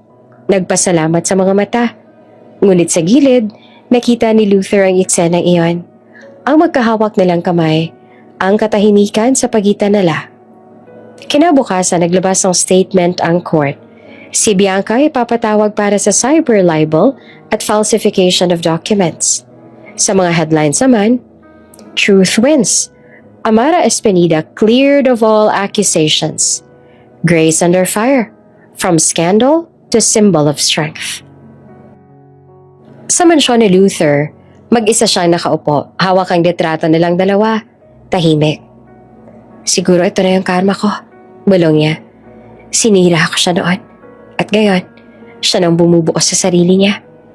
Sa penthouse si Eden nakaupo si Amara, nakatanaw sa lungsod. Salamat, mahina niyang sabi. Kung wala ka, baka bumigay na naman ako.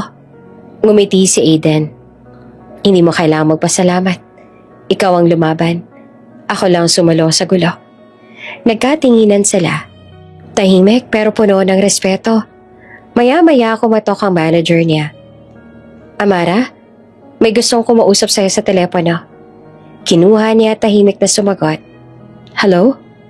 Boses na Luther na mabagal at mabigat. Hindi ako tumawag para maghabol. Gusto ko lang magpasalamat sa pagtuturo mo kung ano ang tunay na respeto. Tumahimik siya sandali bago sumagot. Salamat din, Luther. Sa wakas, pareho na tayong natuto. Pagkababa ng tawag, tumungaw si Aidan sa bintana sabay sabi, Europe's Fashion Week just confirmed your slot. You're officially the face of True North, the campaign about women who rose after being broken. Napangiti naman si Amara, may luha sa gilid ng mga mata. Perfect, sabi niya. Dahil tapos na ang kwento ng kahapon.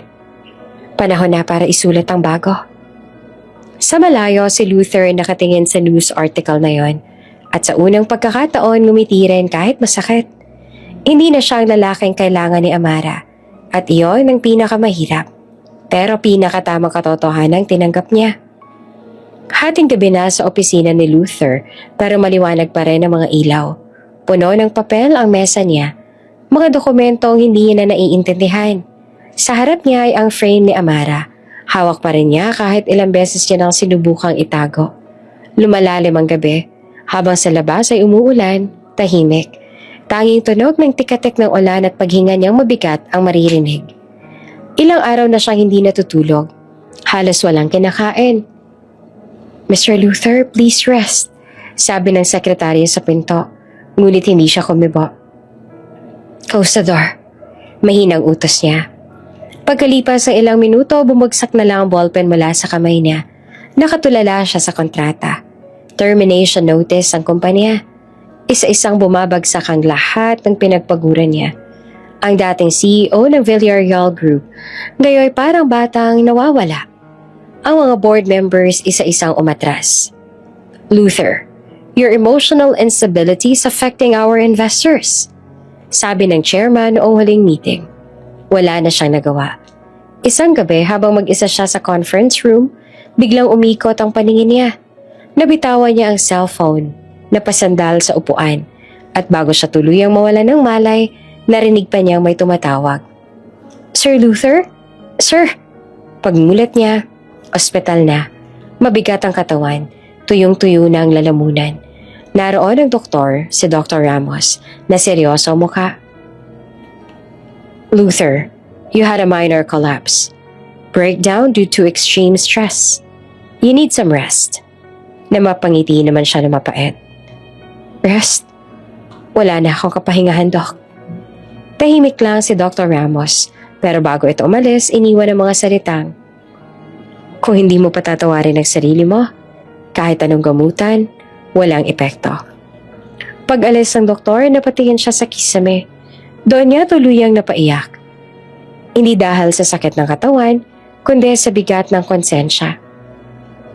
Punishment ko to. Bulong niya. Wala akong ibang dapat sisihin kundi ako. Tinawagan niya ang abogado niya, si Attorney Manuel. Manuel, kung mag-file ng kaso si Bianca, ako ang aako. Sir? Gulat ng abogado. Wala ka namang kasalanan, si Bianca ang gumawa ng fake scandal. Lahat alam naman ng publiko. Pero mariin ang tinig ni Luther. I destroyed the woman who loved me. Ako ang nagtulak sa kanya sa impyerno. Ako ang dahilan kung bakit siya nasaktan. Gusto kong tapusin na to sa tama. Tahimik sa kabilang linya. Luther, this will ruin you completely. Then maybe that's the point.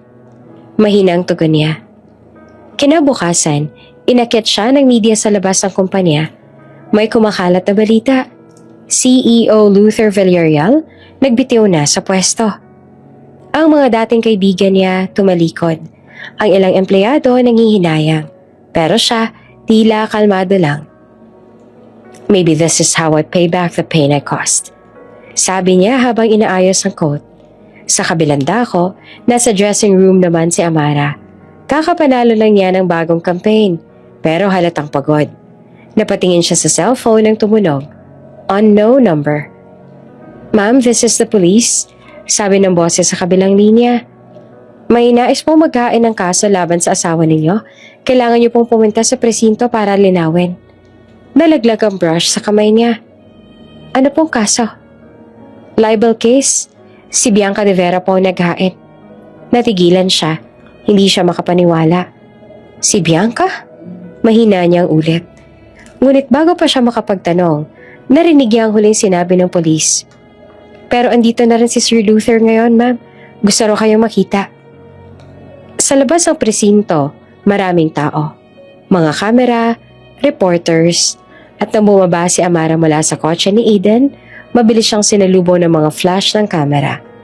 Ngunit ang atensyon niya ay isang tao lang napunta, kay Luther. Nakaposas ito, naka-white polo, mukhang pagod at maputla. Pero ang mga mata ay puno ng lungkot at pagsisisi. Luther? Mahinang sabi ni Amara. Ngumiti ito ng bahagya, pero mapait. Sorry, kailangan kong akuin. Hindi ako makakaharap sa sarili ko kung hindi ko haharapin to. Napaluha siya. Pero hindi mo kailangan gawin to. Hindi mo kailangan saktan ng sarili mo para lang itama ang nakaraan. Tumingin si Luther sa kanya ng mahina pero buo. Hindi ko ginagawa to para mapatawad mo ako. Ginagawa ko to kasi gusto ko matuto na maging tao ulit. Habang nilayo siya ng mga pulis, tinitigan ni Amara ang dating lalaking minsan niyang minahal.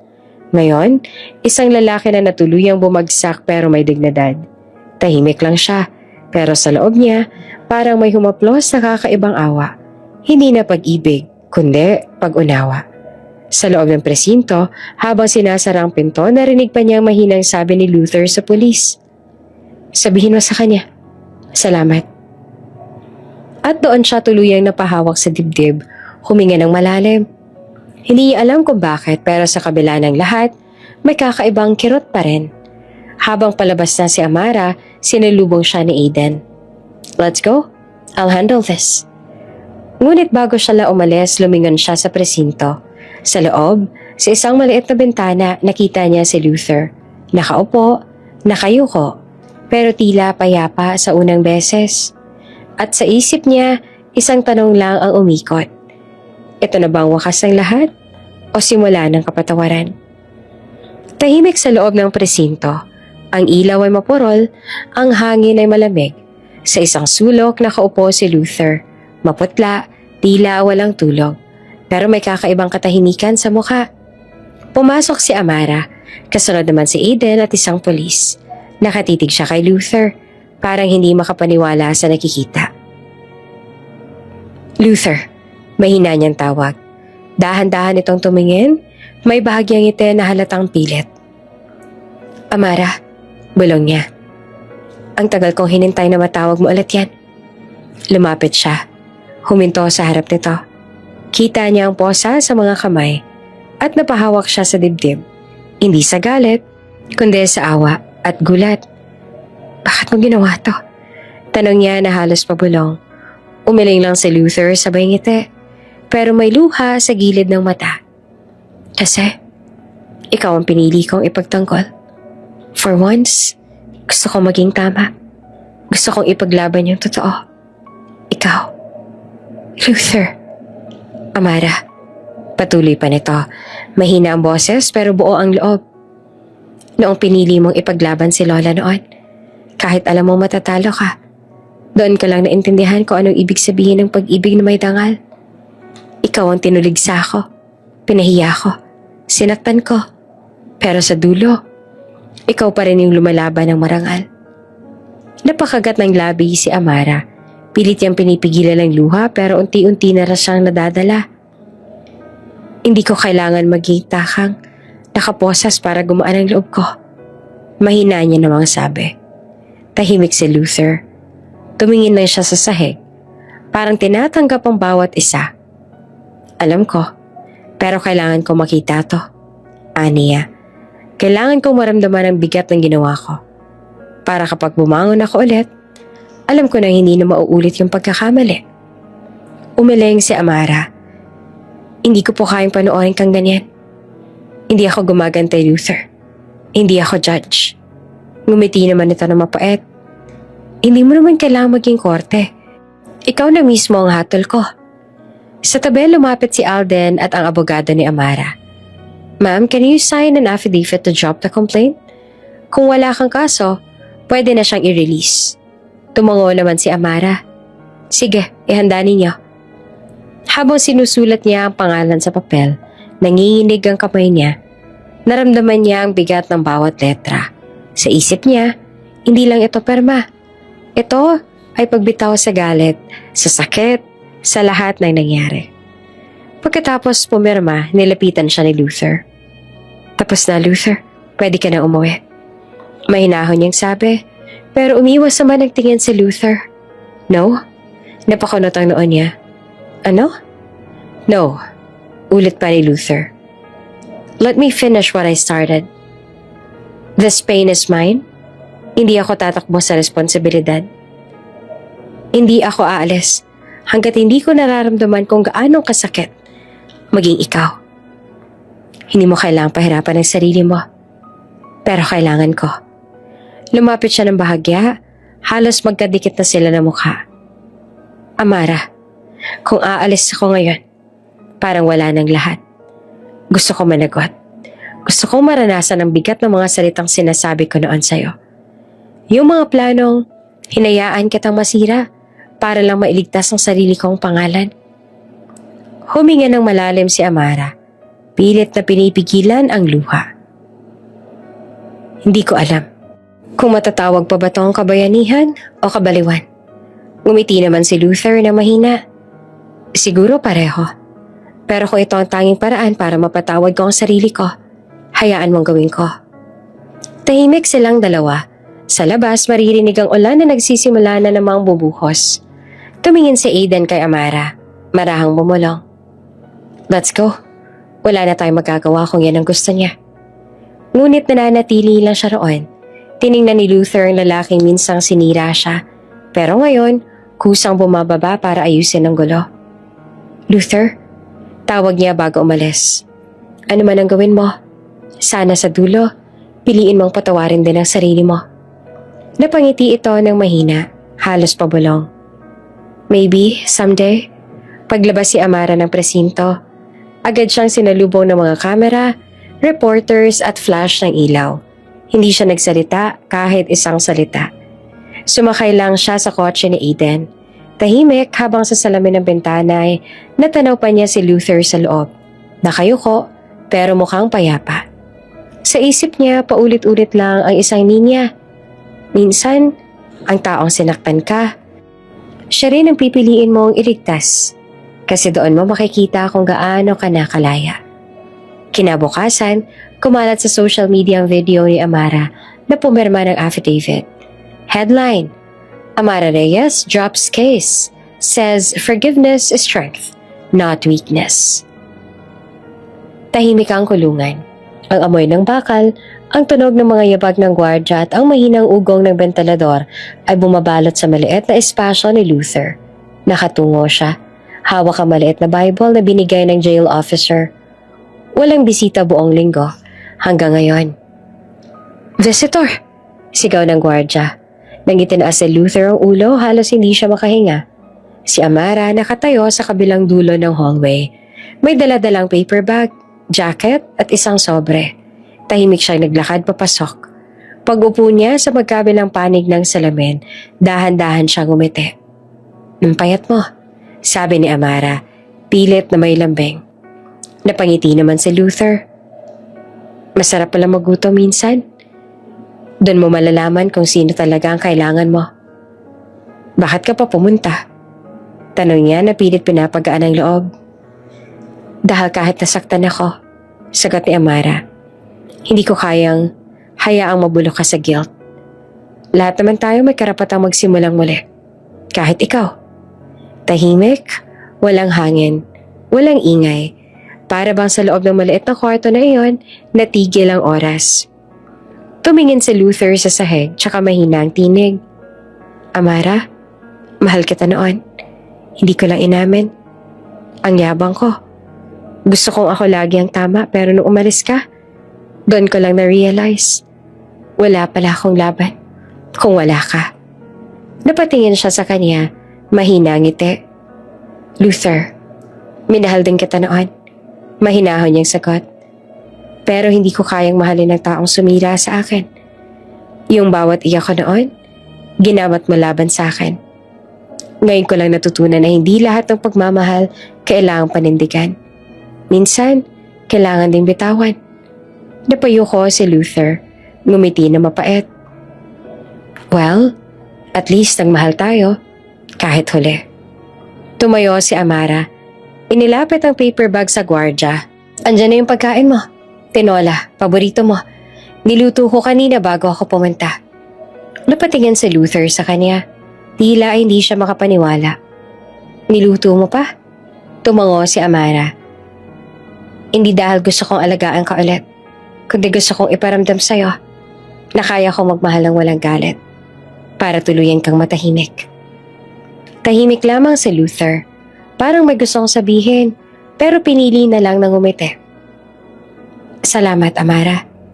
Hindi ko alam kung paano ko babayaran lahat ng ginawa mo at lahat ng sinira ko. Hindi mo kailangang bayaran. Sagot niya at lumakad pa atras. Kailangan mo lang tanggapin. Minsan, ang tunay na kabayaran ay yung pag-amin sa sarili mong pagkukulang.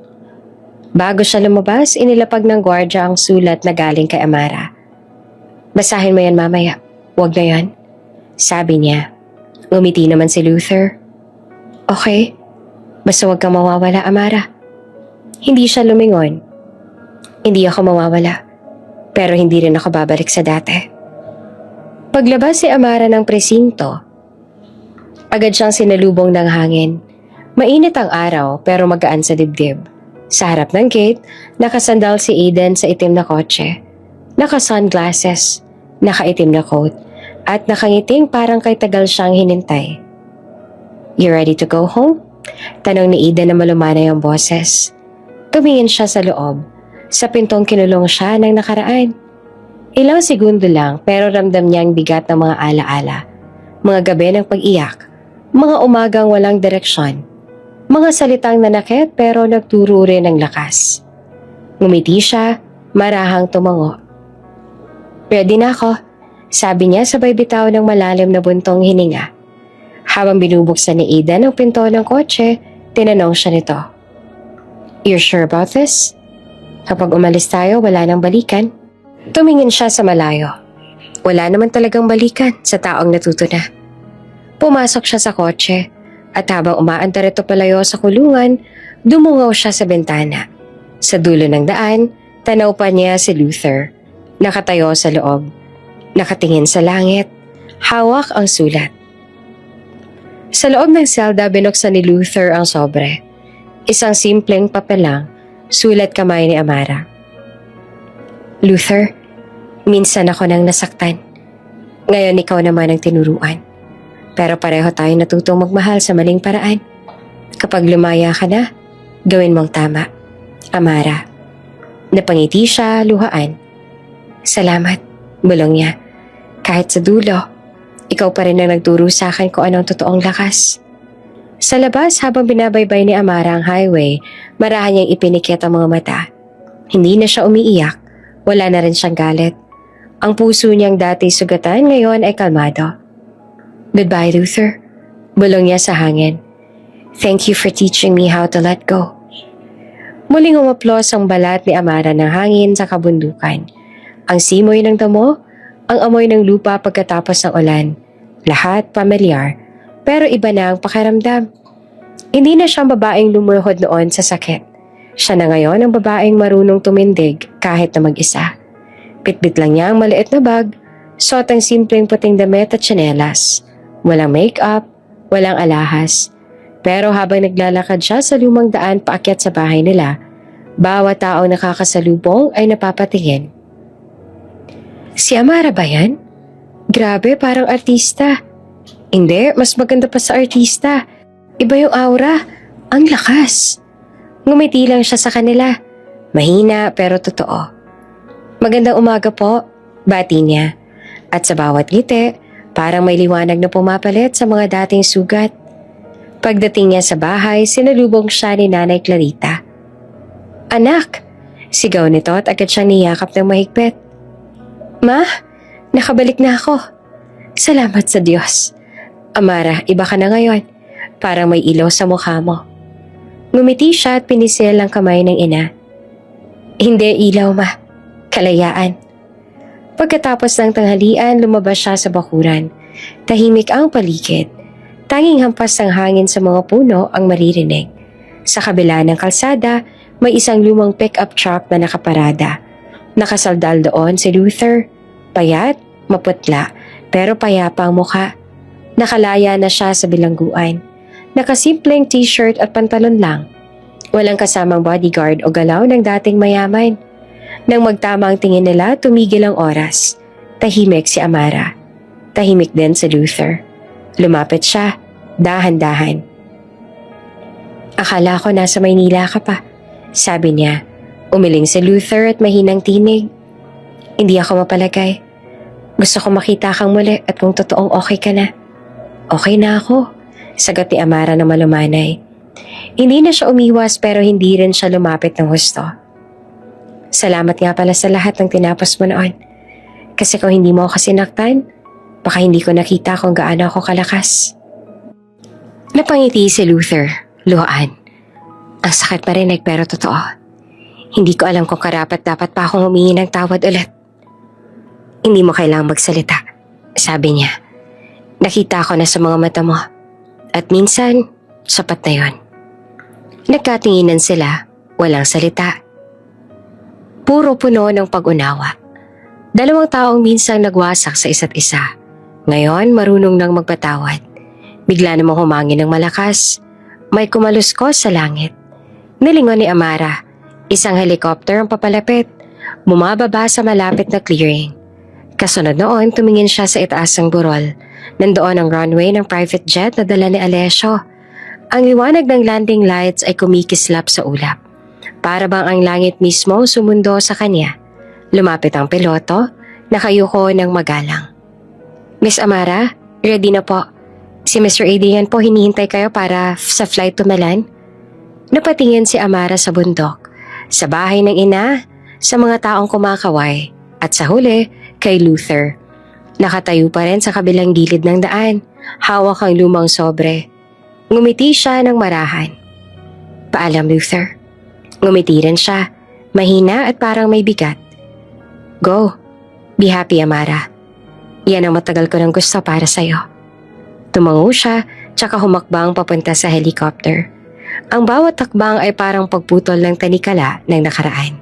Pag-akyat niya, sumilip siyang muli sa labas. Nandoon si Luther nakatingin sa kanya. Nasa kamay nito ang lumang ultrasound photo, yung parehong larawan na minsan niyang binaliwala. Pero ngayon ay hawak niya na parang kayamanan. Dahan-dahan niyang hinaplos iyon tsaka ngumiti. Sa wakas, natutunan na rin niyang magpaubaya. Habang umaangat ang helicopter, lumiliit ang mga bahay. Ang mga punong kilala niya mula pagkabata at si Luther, unti-unting nagiging anino. Ngunit sa puso niya, walang galit, walang lungkot, tanging katahimikan. Mula sa bintana, tanaw niya ang araw na sumisikat sa bundok. Ang mga ulap ay tila gintong alon, at ang tunog ng makina ay parang musika ng panibagong buhay. Goodbye, Sierra, bulong niya. Salamat sa lahat. Sa lupa, tinitigan ni Luther ang langit hanggang sa mawala ang helicopter sa ulap. Hinawakan niyang muli ang ultrasound photo at narahan niyang bulong. Anak, tinan mo ang mama mo. Sinundo siya ng langit kasi nararapat siya doon. Huminga siya ng malalim tsaka ngumiti. Mapait pero totoo. Go. Be happy. Habang bumababa ang helicopter sa private runway, lumapit si Aidan kay Amara. Nakangiti at nakasuot ng puting coat. Welcome home, Amara. The world's been waiting for you. Ngumiti siya, tumingin sa kalangitan. Hindi na siya ang babaeng iniwan sa ulan. Siya na ngayon ang babaeng sinundo ng langit. Tahimik ang bahay ni Luther. Wala nang sigawan, wala nang galit. Isang lumang upuan, ilang papeles at ang lumang ultrasound photo na laging nasa mesa. Araw-araw niyang tinititigan. Hindi para magdalamhati kundi para magpaalala. Ito ang buhay na sinira ko at ito rin ang dahilan kung bakit ako muling tatayo. Pagkatapos ng kaso at pagkabilanggo, hindi na siya bumalik sa malaking kumpanya. Ibinenta niya ang mga shares niya. Ibinigay ang bahagi sa mga empleyadong nawalan ng trabaho nung bumagsak ang negosyo. Sabi ng mga tao, sayang daw. Pero para kay Luther, iyon ang unang beses na may ginawa siyang tama. Lumipat siya sa probinsya, sa maliit na bayan sa paanan ng bundok. Doon nagtayo siya ng maliit na klinika, hindi para yumaman kundi para makabawi. Tinulungan siya ng dating nurse si Lola. Sila na lang dalawang nagpapatakbo. Libre ang check-up para sa mga bata, lalo na yung mga walang pambayad. Araw-araw may batang kumakatok. Doc Luther, may sugat po ako. Ngumiti naman siya. Sige, pasok, tingnan natin. Sa bawat tawa ng bata, sa bawat yakap ng mga magulang na nagpapasalamat, unti-unti siyang gumagaling. Hindi niya kailanman inakalang ganito pala ang kapayapaan. Yung walang kamera, walang pangalan, walang kayabangan. Minsan umupo siya sa harap ng maliit na chapel malapit sa ilog.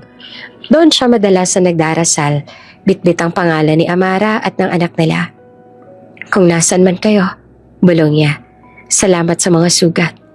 Dahil sa sakit, natutunan kong magmahal ng totoo. Isang araw habang nagsasara siya ng klinik, may batang babae na dumating. Marumi ang damit, nanginginig. Dok, gutom na po ako. Mahina nitong sabi. Dinala niya sa loob. Pinakain ng tinapay, binigyan ng gatas. Pagkatapos ay tinanong niya, may magulang ka ba? Umiling ang bata. Doon niya naramdaman ang kirot. Parang bumalik lahat ng alaala. Hindi na siya nagsalita. Inayos niya ang kumot ng bata at tinaplos ang ulo nito. Dito ka muna ha, safe ka rito. Mula noon ay naging parang ama siya sa mga batang inabandona. Tinulungan niya silang mag-aral. Ginawang inspirasyon ng pangalan ni Amara sa maliit na reading center sa tabi ng klinik. Sa pintuan may nakasulat, Project Little Star, for every child who deserves love. Walang nakakaalam kung bakit iyon ang pangalan. Pero bawat gabi, tinitingnan niya ang langit. Hawak pa rin ang lumang ultrasound photo. Para sa'yo to anak, bulong niya. At para sa nanay mo, na tinuruan ako maging tao. Dumating ang gabi ng bagyo, malakas ang hangin. Bumaha ang paligid. Nasa labas siya, niligtas sa mga bata sa lumulubog na bahay. Dok, delikado! Sigaw ng mga tao pero hindi siya tumigil. May batang umiiyak sa loob ng bahay. At nang marinig niya yon, agad siyang pumasok. Paglabas niya ay basang-basa, bitbit ang bata sa braso, nanginginig. Nang maramdaman niyang ligtas na ang lahat, saka siya napaupo sa gilid ng kalsada. Luther, ayos ka lang?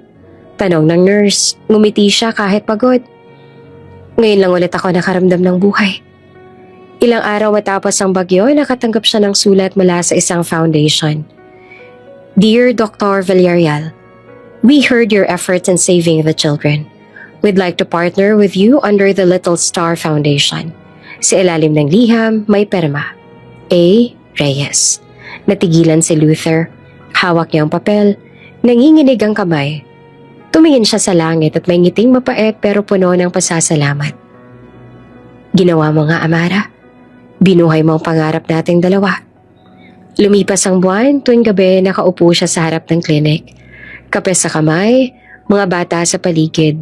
May bituin sa langit, maliwanag, kumikislap. Anak, mahina niyang sabi. Bantayan mo ang mommy mo. Sabihin mo sa kanya, proud ang daddy mo. At sa unang pagkakataon matapos ang lahat, huminga si Luther ng malalim, nang may kapatawaran sa sarili at katahimikan sa puso. Mainit pero banayad ang sikat ng araw sa Lake Como. Dumadaloy ang liwanag sa ibabaw ng tubig. Kumikislap na parang ginto. Sa gitna ng hardin na pinalamutian ng puti at gintong bulaklak, naglalakad si Amara sa aisle. Mahinhin, payapa, at buong-buo. Hindi ito tulad ng mga kasalang napapanood sa pelikula. Walang engranding orchestra, walang drama. Pero bawat takpang niya ay parang tula. Simbolo ng babaeng minsang nadapa. Ngunit ngayon ay marunong nang tumindig. Ang suot niyang gown ay gawa ni Aidan mismo. Simple ngunit elegante. May mga detalye ng bulaklak na parang kumakatawan sa lahat ng pinagdaanan niya. Sa dulo ng aisle nakatayo si Aidan. Tahimik pero halatang emosyonal. Hindi siya lalaki nagsalita ng sobra, pero ang mga mata niya ay puno ng respeto at paggalang. Paglapit ni Amara, bahagya siyang umiti. I'm nervous. Mahina niyang bulong. Si Alessio marahang hinawakan ng kamay niya. Good, it means it's real. At sa sandaling iyon, nagsimula ang seremonya. Hindi man ingrande pero bawat salita ng pare tumatama sa puso. Marriage, sabi ng pare, is not about possession but partnership. Not about who completes who, but about two people who choose to grow together. Habang nakikinig si Amara, parang dumaan sa isip niya ang lahat. Ang mga gabi ng pag-iyak, ang pagtakbo sa ulan, ang pangungutya ng mundo, ang pagbagsak at pagbangon. Ngayon, nandito siya. Hindi na ang babaeng tinulak ng kapalaran, kundi ang babaeng pumili ng sarili nilang direksyon. Pagkatapos ng I do, sabay silang umiti. Wedding bells rang, mga bulaklak na itinapon ng hangin at mga palakpak ng mga kaibigan at volunteers ng foundation. Pagkatapos ng kasal sa reception na may view ng lawa, tumayo si Amara sa harap ng mga bisita. Hawak niya ang microphone. Nanginginig pa ang boses pero matatag. Hindi ko akalain na darating tong araw na to, sabi niya. Akala ko dati, kapag nasira ka, tapos sa lahat. Pero hindi pala. Pwede kang mabuo ulit sa tamang panahon, sa tamang mga tao, at higit sa lahat, sa tamang pag-ibig. Nagpalakpakan ng mga tao. Si Aidan ay tahimik lang sa gilid, proud habang pinagmamasdan siya. Ngayon, patuloy ni Amara. Gusto kong ipakilala ang foundation na tinatag namin para sa lahat ng babaeng kagaya ko na nawalan pero hindi sumuko. Sa likod ng stage lumitaw malaking logo, Little Star Foundation, at sa ilalim may nakasulat, In honor of the child who lived in my heart. Napaluha ang ilan sa mga bisita, kabilang na ang ilang babae mula sa mga rural programs na tinulungan niya noon. Ang foundation na ito, sabi niya, ay para sa mga nanay na nagdadalamhati, mga babaeng binaliwala, at sa mga taong gustong magsimulang muli. Hindi ko alam kung ano ang bukas, pero alam kong habang may puso kang handang magmahal ulit, laging may pag-asa. Tumayo si Aidan at niyakap siya mula sa likod. Tahimik lang siyang bumulong. You've built your kingdom, Amara. You are the queen of your own story now. Ngumiti siya, humawak sa kamay nito. And you're the peace I prayed for. Sa kabilang panig naman ng mundo, sa Pilipinas, isang tahimik na baryo sa bundok. Sa maliit na klinika sa Luther ay nakaupo sa sahig kasama ang mga bata. May hawak siyang storybook habang ang mga bata ay nakikinig. Tawa ng tawa sa bawat eksena. Matapos ang kwento, tumingin siya sa langit. Sa ibabaw ng mesa may lumang ultrasound picture na naka-frame. Anak, sana masaya na ang mommy mo. Kasi ako, masaya na ako ngayon. Salamat sa inyong dalawa. Nakangiti siya pero may luha. Hindi na iyon luha ng pagsisisi, kundi ng katahimikan. Natanggap niya na ang lahat. Wala na siyang hinanakit, wala na rin kung sana. Ang natira na lamang ay pasasalamat sa pagkakataong minahal niya si Amara kahit saglit. At sa aral na iniwan nito sa kanya. Lumapit ang batang pasyente at hinilang damit niya. Dok, laro po tayo ulit. Ngumiti siya't pinunasan ng bata. Sige po, pero this time, ikaw ang mananalo. At sa likod ng klinika, habang pinapanood ang paglubog ng araw na patingin ulit siya sa langit. Doon sa kalayuan parang may kumikislap na liwanag sa himpapawid. Isang jet na dumaraan, papunta sa bagong yugto ng buhay. Ngumiti siya. Goodbye, Amara. Ang jet ni Amara ay lumipad patungong kalangitan. Simbolo ng pag-angat at ng kalayaan. Sa lupa, si Luther nakatayo sa gitna ng mga bata, hawak ang lumang litrato, nakatingala, payapa. Dalawang kaluluwang magkaibang landas pero parehong nakalaya. May mga pagmamahal na dumarating para turuan ka, at may mga pag-ibig naman na ibinigay para iligtas ka. Alin man doon, huwag mong kalimutan, ang tunay na tagumpay ay hindi sa kung sino ang mananatili, kundi sa kung sino ang natutong mabuhay muli. Kung bago ka pa lang sa channel neto, ibang kwento ni Ate Jane, istorya mo, ikwento ko. Huwag kalimutang pindutin ang notification bell at subscribe button.